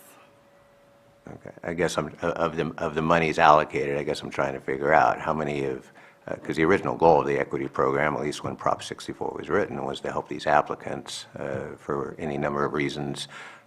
We haven't had a large number of applicants per se, unless those that were already in the pipeline, but we weren't able to retroactively fund some of those permitting costs. So my understanding is, to the extent this has been distributed, it's been primarily for cannabis tax relief to those who have been through the application process and been awarded their county permit and state license. Do you have a breakdown on that? I don't have that in front of me, but I can definitely get that for you. Thank you. Any further comments or questions? Let's open it up for the public. Any public comment on this item?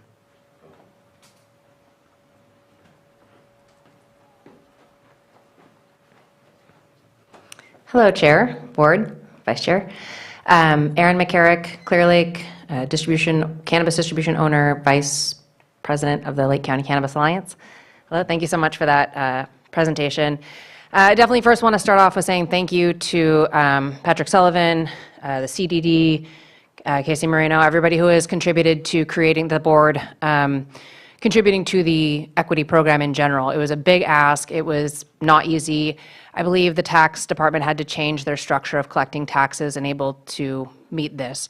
So thank you. It helped out a lot of people. Had a couple questions, and well, first I would like to encourage the CDD to look at, whoever's in charge of this, not the CDD, sorry, force a habit, whoever's in charge of the Cannabis Equity Program, if there is anybody in charge, to reapply in 2024, and I'll kind of go through that as quickly as I can. But the first question I had is, the money, the $800,000 that can be spent this next year, is that only cultivation taxes? Is it only for current applicants? Could there be an expanded pool of applicants? Can it be used for not just cultivators, but distribution, manufacturing, retail, et cetera? And in that same vein, could it be applied to their county taxes or their applications for, building permits or what have you? Does it have to be spent on that? Could it be given out in miniature grants, such as $2,000 to get ADA or $5,000 to get 4290? And were the restrictions that were initially put on, such as not either restrictions or focused money to be spent, was that the cultivation taxes, was that based on the way the county wrote the grant? Was it based on how the DCC awarded it, or the state of California, the GoBiz, not DCC, how GoBiz awarded it, or was that, where was the confinement? Could that 1.3 or whatever, could that 1.3 have been spent outside of the cultivation taxes? So a lot of questions. I can also put them into writing. Oh, and in moving into the future, I know the LCCA, we worked hand in hand with Patrick, Mr. Sullivan in the beginning, and then, life and business kind of got crazy, and so happy to double down and try to help out where we can. What are the rules for outside organizations helping to kind of build a program for the next round? Because yes, it is more confining, but there still are possibilities to either increase into people who might still be in the other market. For example, let's say somebody has a cultivation, a big old piece of land, and they say, I know a veteran who has been convicted of a drug-related offense. I want to empower them to get a small cottage license. They would own it. They would apply for the equity grant. They could put it to use. Probably, hopefully not making it too complicated, but there are ways to embrace the cannabis community, current and out there, in this. So what are the rules on an outside organization helping with this next project? Thank you so much. Could you send me an email or put it in writing? That's a lot. Thank you. Hello, I'm Skyla Lewa with Pillsbury Family Farms, and we were a cannabis equity grant person. We ended up receiving 50 grand from the state, and Lake County accepted it, but we were not notified that this payment was made to the county. Not until we really started pressing questions did things started actually happening. But one of the main things is that as I was reading through the equity manual that was adopted, that the different directors of the different departments of the community development director had the right to go to the deputy administrator and start working with them into getting our fees paid, and we ended up paying out of pocket. So going forward with this new equity grant, we really encourage the communication between all of these different departments about businesses that are like us, because we are a business that is not a part of the Lake County Community Growers Alliance, because we do not believe in their business ethics when it comes to speaking up about things. They prefer to have a consensus and not really so much as individual businesses coming out and speaking up about it. So going forward, we really encourage you guys working with other individuals like ourselves with the clarity, the community, and the transparency that you guys need to hold with us. And we really are excited to see that the cannabis equity grant money can now be utilized for other things that we have been dying to use the money for, like getting our pesticides, paying for our annual compliance fees, and getting all of these things in order to come up to county regulations and our codes of conditions of approval that we're supposed to have. But without this equity money, we are not eligible to get to our end goal, which is being a successful farm and bringing income to this county. So we wanted to take you guys and hope you guys take that into consideration. Thank you. Thank you.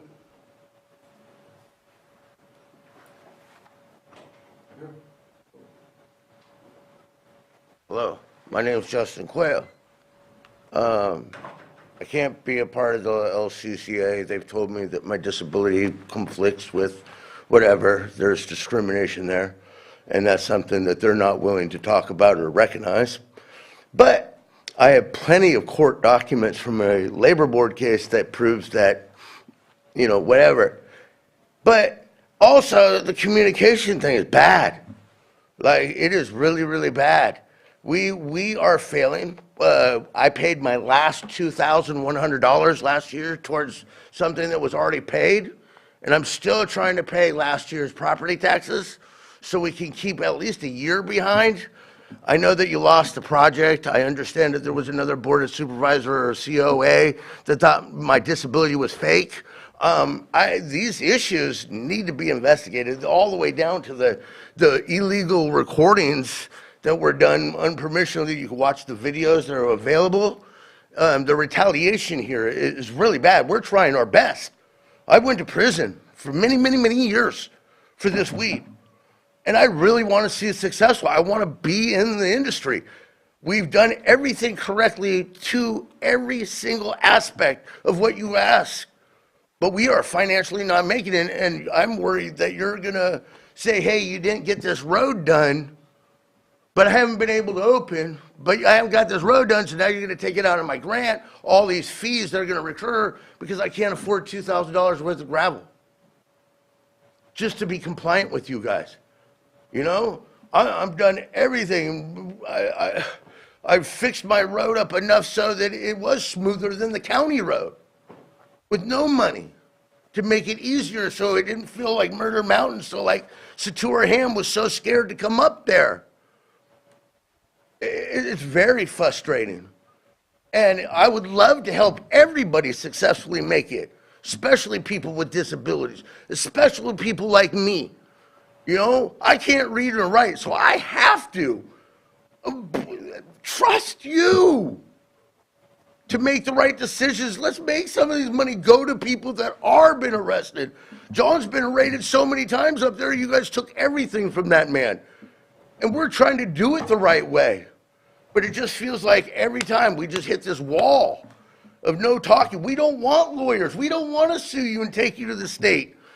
Even with this conflict of the recording of, if you have a restraining order against somebody, it's for that somebody. So if a person's going in to file a complaint with the code enforcement, it needs to be for that individual, not a group of people. Let's make sure to stay on the topic of the grant. Okay, but the grant, that is part of the grant because we need that video to come to life to show that we are trying. That video needs to be watched, that's all I'm asking. Thank you for your comment.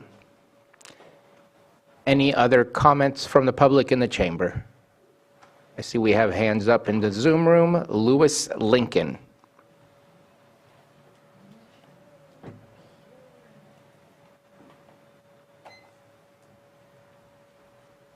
Hello, can you guys hear me? Yes. Hi, welcome. Thank you for taking my comments right now. I'm the co-owner of Redbud Apothecary. We are the only Native American-owned, minority-owned dispensary. We have been an equities applicant since 2022.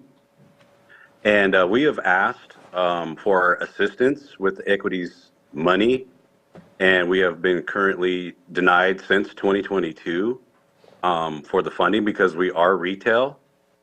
And if you apply, you're looking at those types of funding, type 2 is not associated to cultivation. We feel like we're being left out of this equities grant by being repeatedly told no. So, we're wondering why wasn't the money given out? And I know you say it's for taxes and stuff, but the type of funding that you applied for, the type 2, that was for all aspects of the cannabis industry, which if you don't fund the farms, if you don't fund certain aspects of the chain, it affects everything all the way down, and it affects the customer cost at the end at the retail. We submitted a budget on what we were going to use the money for, and it was livable wages, anything that you can make a business get going. And so we've been denied when we went through the process of being approved in 2022 from the state and the county. So my question is, why were we denied when the type of funding you applied for clearly included retail in that funding? And you sent back 1.3 million when you could have just easily cut checks to people who were qualified, or asked, we could supply a budget or whatever. But moving forward into 2024 and the other equities application, this industry, this county is becoming well known. We support women growers. We support, everything local here as much as we can, but it's hard.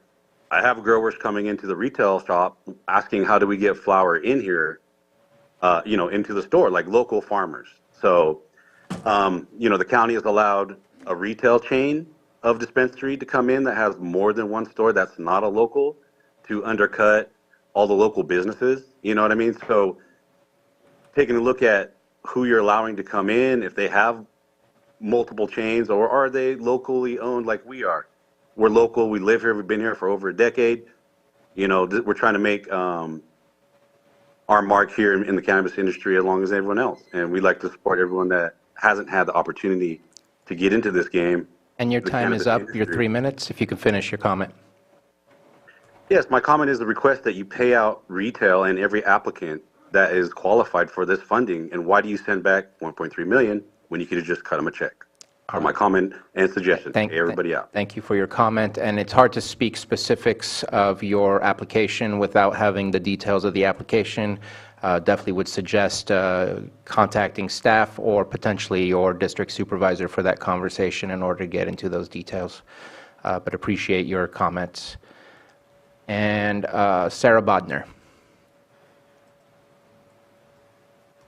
Hi, good afternoon, Board. This is Sarah Bodner, Policy Director for the Lake County Cannabis Alliance. And this is probably the topic that we get the most frequently asked questions around, is what's going on with the equity program, what happened. And I think this presentation was very helpful in giving the historical layout of the different pots of money and what is still currently available. And I want to thank staff for that. And I would like to make a request that the slideshow that was given today be posted to the cannabis website for the County of Lake so that we can point people to it and that it can be an ongoing resource. I think that would help operators with clarity about what has happened and what's going to happen this year. And it will also help probably staff in dealing with a lot of those inquiries so that we can work to better educate our members and industry folks who come to us with questions about this. Thank you. Thank you. And I don't know if that would be the appropriate place to put it, but at the very least, if we can put the slides on our, with our agenda as an attachment at the very least, and we could figure out if there's a better place for it. Mr. Lincoln, I see that you have your hand up. Please put it down if it's from the same comment, or else I'll get back to you again. But next, I have Nara Dalbaka. Hi there, good afternoon, and thanks for hearing this item today. This is one of the more disappointing things that's happened, I think, with this county. Is the inability to pay this out to folks as they needed it, and which precluded you from applying for this round 2 money. And I see this a lot in all of the various aspects of the community service that I do here, where we miss out on money and grant opportunities because stuff is just getting missed, and it's hard. It's hard on the farmers here who are struggling to survive, and I think there are some real opportunities that we could have done. Sorry, I'm home with a strep throat kid who just tripped on my computer cord. We're dealing with with trying to bring money into the county. This was free money from the state. Not right now, Lugo.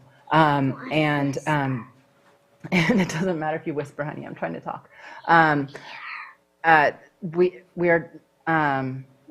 There were opportunities to create workforce development programs for folks who are negatively impacted here by the war on drugs with the Tier 2 or the round 2 money. And I would really encourage us to spend this out, to apply again in the future when we have it, and to not say that we don't have the capacity to do these applications, because these are opportunities that we miss here in Lake, and we fail our fellow citizens and our local businesses when we don't give them every opportunity that we can.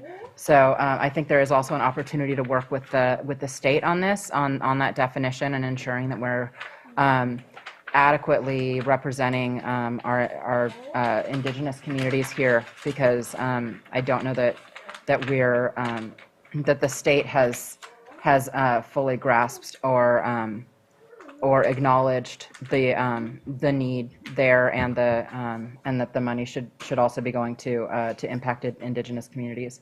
And I think that that's a failure of theirs. I've worked with them on this definition. So I think there's opportunities to work with the state. There's opportunities that we can apply for in the future, and let's get this money to the people who need it. All right, thank you. Thank you for your comment. Do want to at least make a comment on, yes, there's always potential for doing more with what was done, but I also don't want us to forget the amount of money that was provided to our farmers to help them.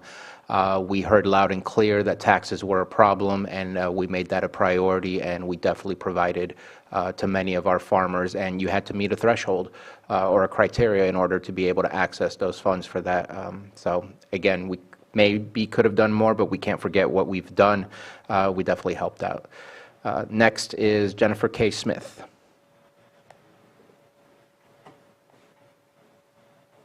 Good afternoon, Board.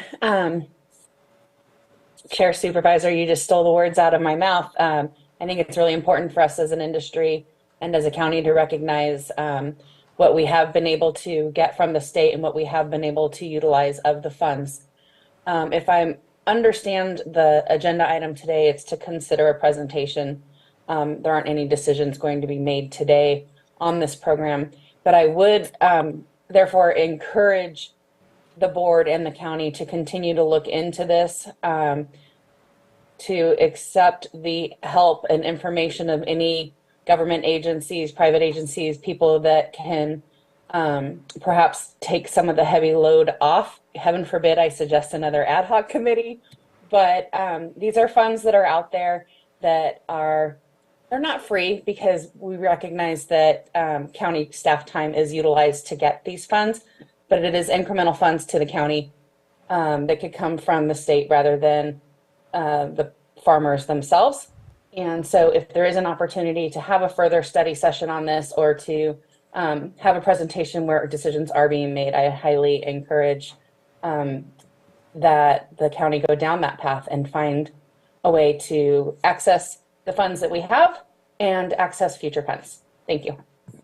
Thank you for your comment. Next, we have Elizabeth's phone.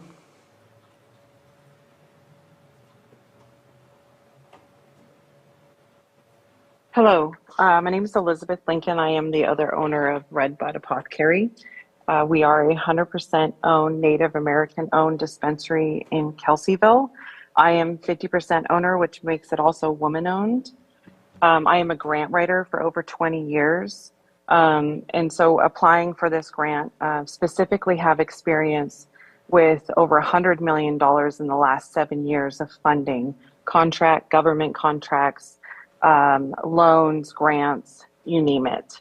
I was disappointed that you left retail out of this application.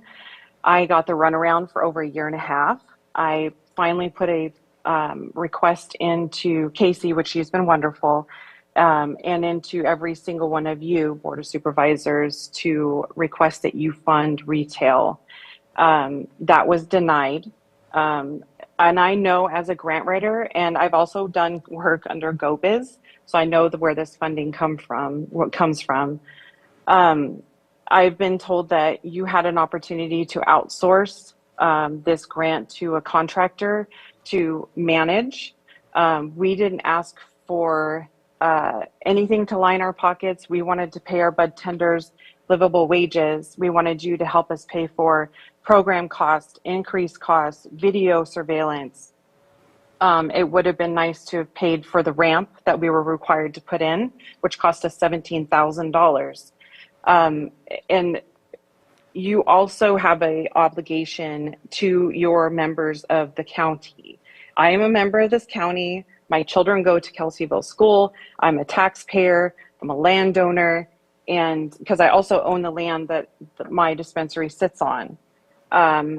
You are, as a grant writer, I know that I understand that you have a waiver from the state, but you were lining your own pockets with grant money that's meant for,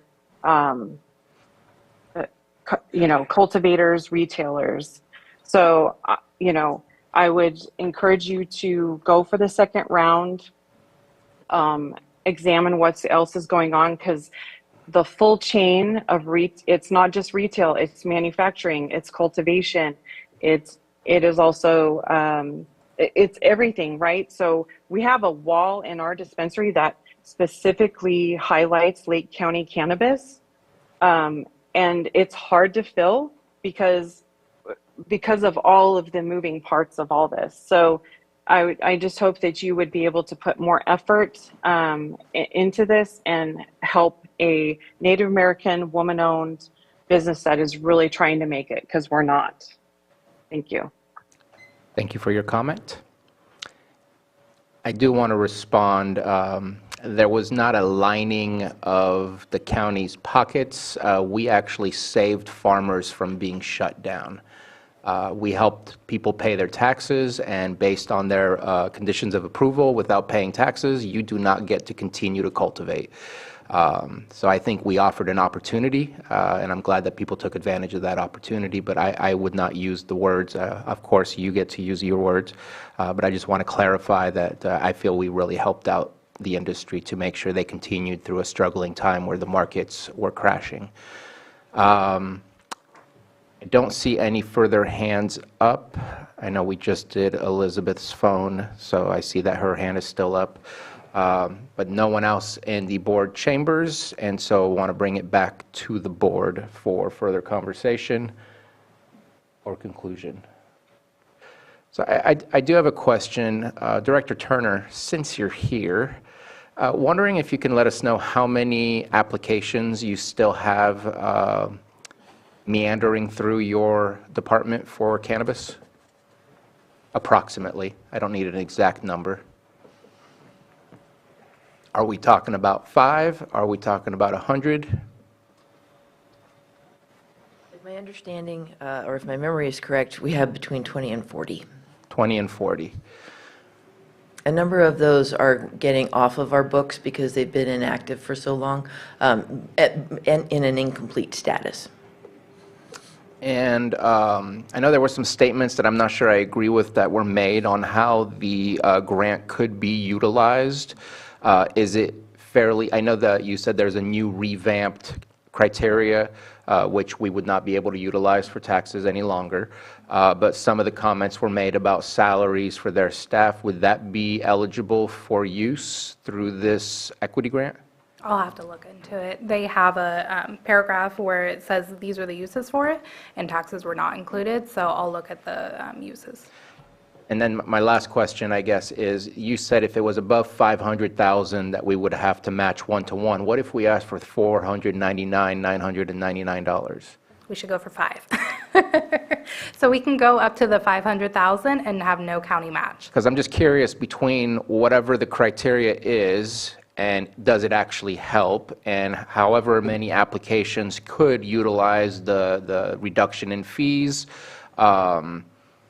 I doubt it would cost us $500,000 to revamp the manual, and so the little bit of money that it does cost and staff time, is it worth the potential $480,000 that we would benefit from, or $450,000 we would benefit from if we asked for the full 5, is where my question kind of falls into play. Well, don't we already have to spend down what we haven't spent down? Yeah, And the then next. we missed the deadline also? We did for the 23-24, but we can apply for the 24-25. Yeah.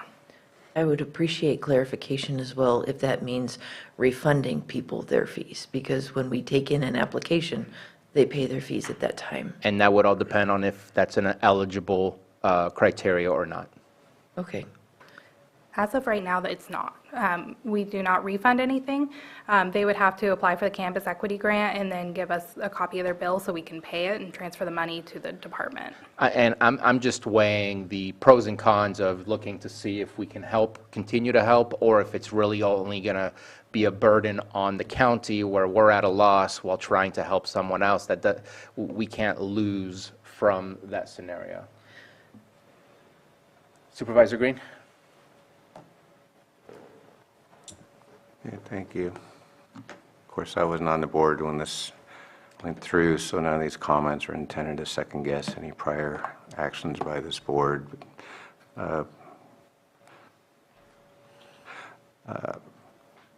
yeah, there's a lot going on here, and some of it's troubling, and particularly the return of $1.3 million from that last cycle. But I think part of the angst here is, for better or worse, there was a decision made that we will provide relief for cannabis tax payments, and that's certainly important. However, when I'm looking at the original equity program manual and when I go back to Proposition 64 and how this whole thing was baked to work, it was really to help our startups. And there's two major throttles that are in place here. One is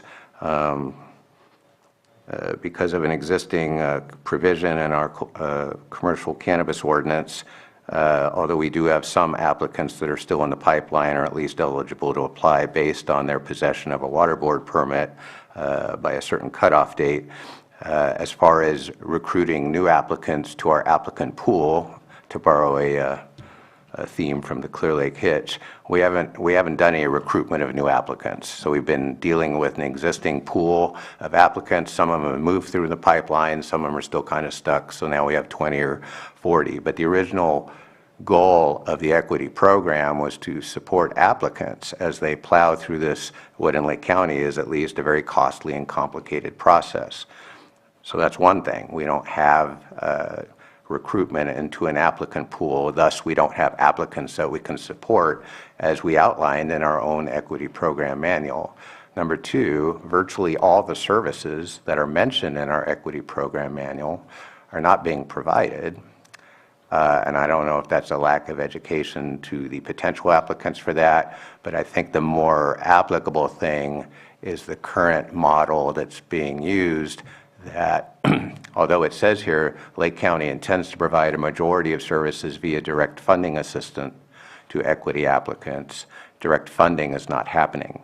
Rather, it's this convoluted reimbursement thing where they have to either prevent an invoice or go out of pocket and get reimbursed.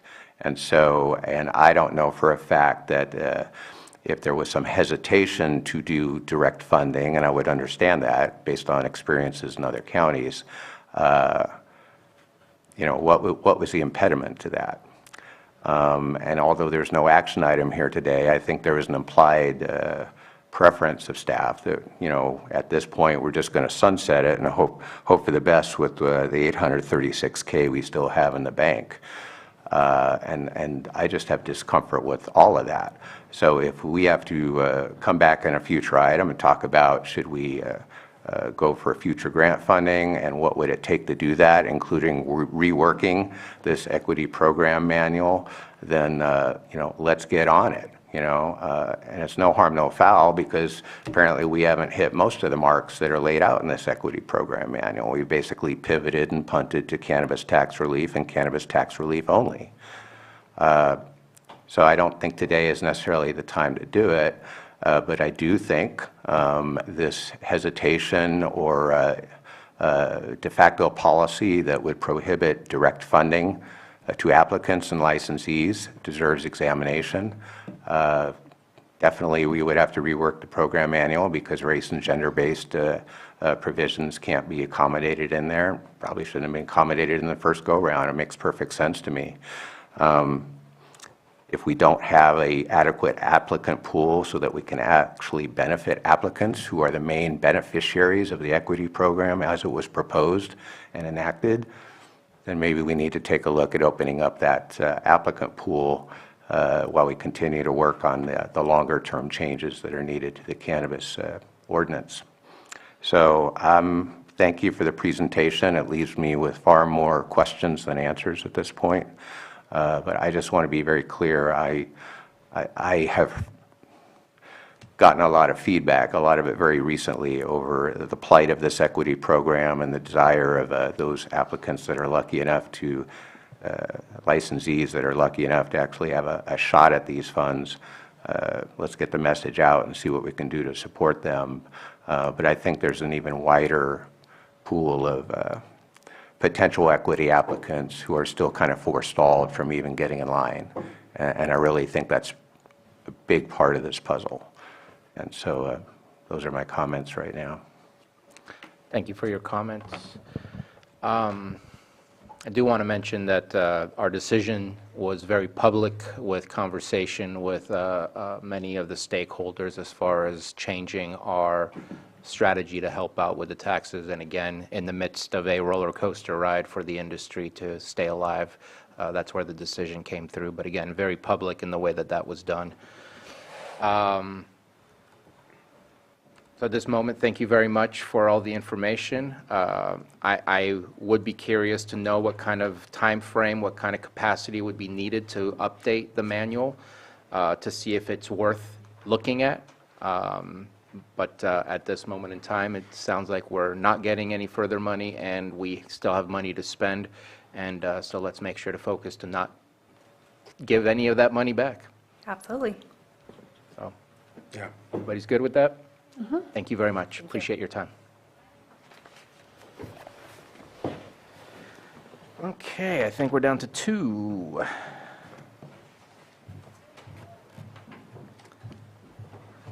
Item 7.12, consideration to A, waive the competitive bidding procedures pursuant to Lake County Code, Section 2-39.2 and Section 1C2 of the county's consultant selection policy, and B, approve Amendment 1 to retention agreement between Friedman and Springwater LLP and the County of Lake, increasing the contract amount by $15,000, not to exceed $40,000, and authorize the chair to sign. Mr. Guentavano. Yes, thank you, Chair Sabatier. This is pursuant to your board's previous direction as it relates to that August 30, 2023 retention agreement slash contract between the County of Lake and Friedman and Springwater LLP for legal representation by that firm on behalf for the county in proceeding P-77, the FERC proceeding before the Federal Energy Regulatory Commission.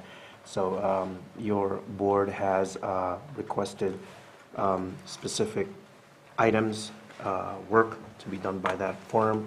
The previous cap under that initial agreement the firm anticipates exceeding that cap of $25,000, and therefore that's why this request is before your board today to increase that cap by $15,000. That's reflected in the attached amendment. Thank you very much for bringing this to us. Any questions or comments? Seeing none, opening it up for the public. Any comment on this item? And seeing none, bringing it back to the board for action. Mr. Chair, I motion to waive competitive bidding procedures pursuant to Lake County Code Section 2-39.2 and Section 1.C.2 of the county's consultant selection policy. Second. We have a motion and a second. All in favor? Aye. Aye. Any opposed? Mr. Chair, I move to approve Amendment 1 to retention agreement between Friedman and Springwater LLP and the County of Lake, increasing the contract amount by $15,000, not to exceed $40,000, and authorize the chair to sign. Second. Oh. Motion and a second. All in favor? Aye. Aye. Any opposed? Motion carries. Thank you. And last but not least, consideration of long-distance travel to Chief Probation Officer Wendy Montfrance to attend the American Probation and Parole Association Executive Summit in Seattle, Washington in February 2024. And we have Director Montfrance, or Chief Probation Officer Montfrance. Good afternoon. Sorry, can you hear me? We can hear you loud and clear. Great, thank you. I apologize that this did not end up on your consent items. I inadvertently left the attachments off my agenda item, and thus here I am at the end of your day. I am requesting to attend this executive summit in Seattle with probation and parole chiefs from around the country. In Seattle, it's the February 23rd and 24th, and I anticipate it'll cost no more than $3,000. Thank you very much for that brief summary. Any questions or comments? Looks like we have no questions or comments. Let's open it up for the public. And no one is running to the microphone or clicking on their hand to get up on Zoom. And let's bring it back for action. Mr. Chair, I'll motion to approve long-distance travel for Chief Probation Officer Wendy Montfrance to attend the American Probation and Parole Association Executive Summit in Seattle, Washington, February 2024. Second. We have a motion and a second. All in favor? Aye. Any opposed? Motion carries. That was quick and easy. Thank you so much. Thank you. All right, our very last open session item. Let's go ahead and do calendars. Who's ready? I'll go. Go for it. Tomorrow, I'll be going to Sacramento to testify for AB 817, basically the letter that we talked about today that we're supporting. And so Friday, I'll be meeting with admin here at the county office. Monday is obviously Martin Luther King Day. Next Tuesday, I have the Farm, Ranch, and Rural Ad Hoc Committee. Wednesday, RCRC Board meeting. Middle Creek Project Delivery Team meeting. Western Region Town Hall will be that day, as well, but I'll be at the RCRC installation of officers that we have annually.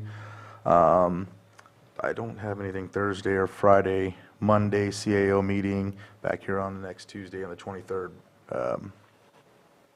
for our next meeting. Okay. You ready? Yeah. I have a question tomorrow, the point-in-time training.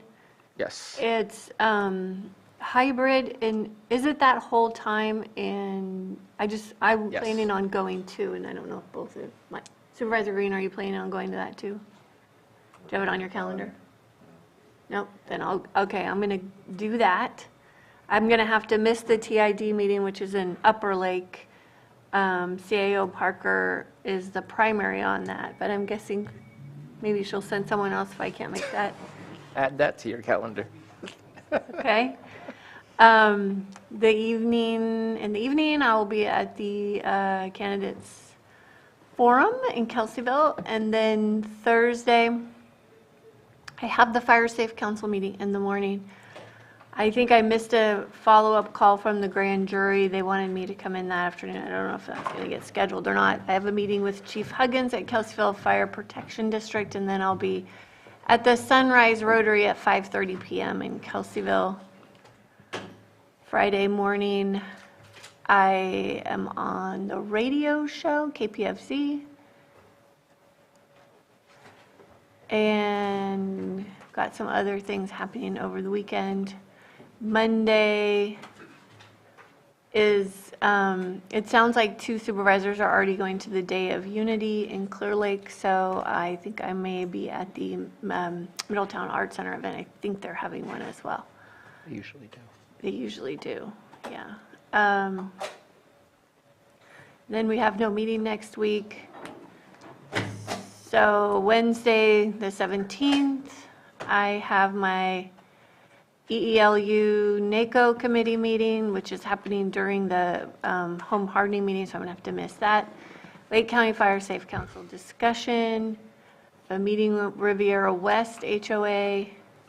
The 18th, Soda Bay Corridor Evacuation Planning Grant. I do not have to go to the law library, but I am going to do the point-in-time training. There's also Disaster Council. My daughter's dancing in the Ballet Folklorico. I'm going to try and get over there. And then I don't think the Copyright Council meeting is happening. We don't have a quorum, is that correct, Johanna? Copyright Council, do they still have a quorum? Okay. Then the 19th, community interview training. I think that's with NCO. And then Care Court meeting with Senator McGuire, and then I am going to attend the Clear Lake Catch Community Outreach presentation at the Supervisors. Yeah, that's right. Yeah. Thank you for mentioning that. I will be at Riviera West that evening. Cobb Lions Club's having winter campfire Saturday night, the 20th. And then the 22nd, I will have my meeting with CAO Parker and the Risk Reduction Authority, and then here for our governance meeting on the 23rd. Thank you very much. Either one of you? Yeah, thank you. Looks like I'm not going to make it tonight, but I do want to mention tonight before the regular meeting of the Lakeport Fire Protection District, there will be a reception for Director John Whitehead to honor him for 29 years of service to that body, including leadership during the passage of ballot measure M, which really helped to stabilize the finances of the district. So although it looks like I won't be able to get there, I do want to highlight it for those that watching in. If you get a chance to go down there and thank John for his service either tonight or at a later time, I think that's hugely appropriate. Also, depending on when we get out of here, I do hope to go, I don't know if it's a debate or a candidate forum, but I hope to get it down to City Hall where they relocated that debate because we're running long today. And I guarantee the only swaying I'll be doing is to say, don't vote for me next year, but vote for your choice of District 4 supervisor, and go down there and kick the tires on them tonight if you can do that. Wednesday, just accidentally, I stumbled into Lakeport Senior Center and got sucked into this massive bingo game, and I loved it. And but I got in a little bit late, and you don't want to mess with bingo people in the middle of a game. So I'm going to go back armed with daubers and a fresh appreciation of how to properly operate a bingo game, and invite anyone down there who wants to help support the Senior Center and actually have a good time.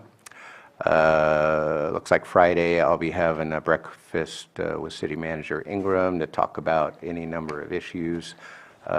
I will be going to MLK Unity Day in Clear Lake on Monday, and enjoyed that very much last year and looking forward to this year's as well. And I think that's about all I got right now. Thank you very much. Supervisor Simon? Finishing up the day today, I think the Lower Lake Action Committee has moved their meetings to Tuesday. Not going to make that probably this evening. But tomorrow, we did have, LTA got canceled, looked like. We got that sent out to us. Yeah.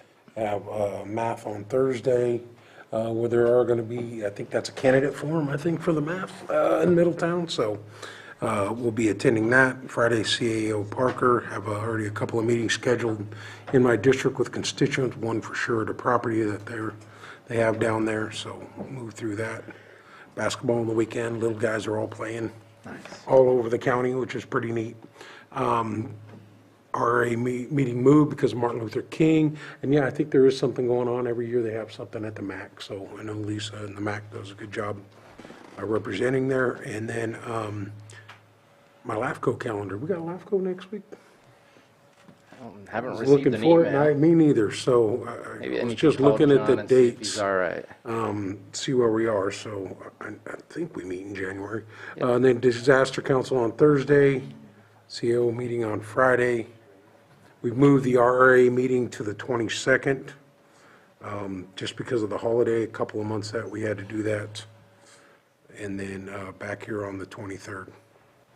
I'd say if we did have a meeting, we'd probably get our agenda later this week. Yeah, I think so.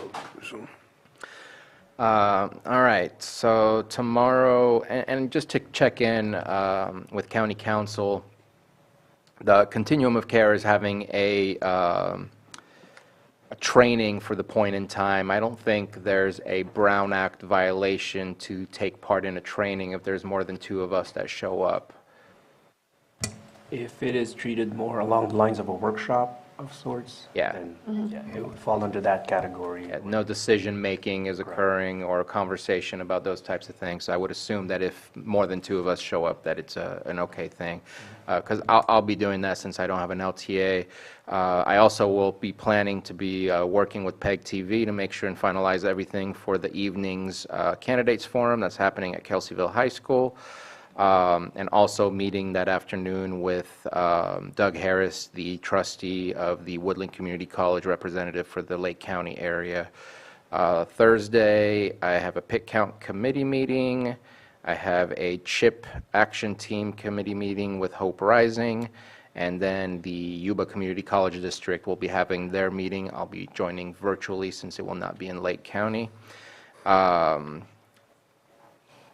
On Friday, the new President Navarrete, I believe is her name. Yes, Navarrete, for Woodland Community College, who has just been appointed to that position within the last month.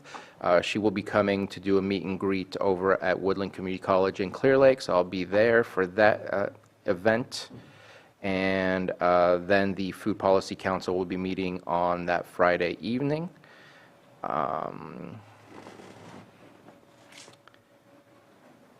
Definitely going to be heading over to the United Methodist Church over in Clear Lake for Martin Luther King Day. I've been going there for the last few years. Always a good time out there. Love the presentations and the speeches and the all of the showcases that happens over there, whether it's poetry reading or music as well.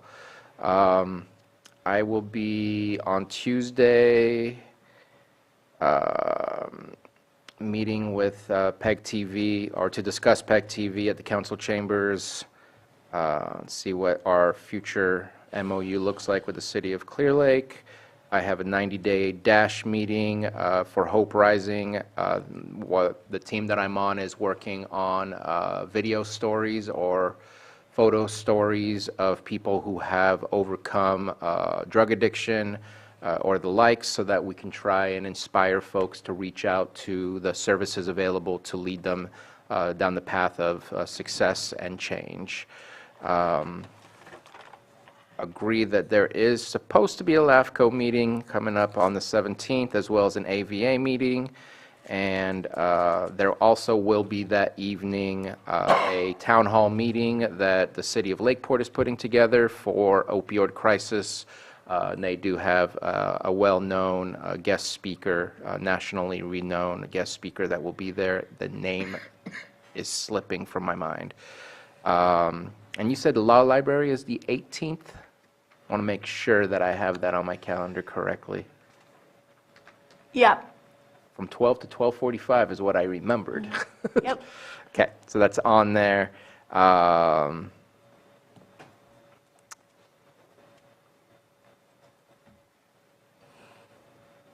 Looks like there might be a jail medical meeting that day as well.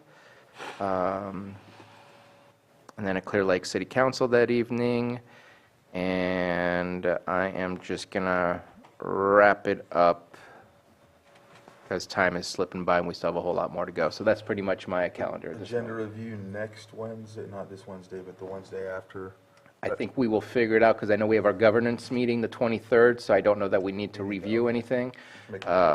But definitely, Still requiring the vice chair, I'm just. I would love for the vice chair to continue to show up and be at those meetings. Always like a second voice. And with that, we are going to go into closed session to finish up our full agenda, very packed. We did a good job today, though. 8.1, conference with legal counsel, significant exposure to litigation pursuant to government code, section 54956.9D2.E1, one potential case. 8.2, conference with legal counsel, existing litigation pursuant to government code, section 54956.9D1 for the FERC project number 77, Potter Valley Hydroelectric Project.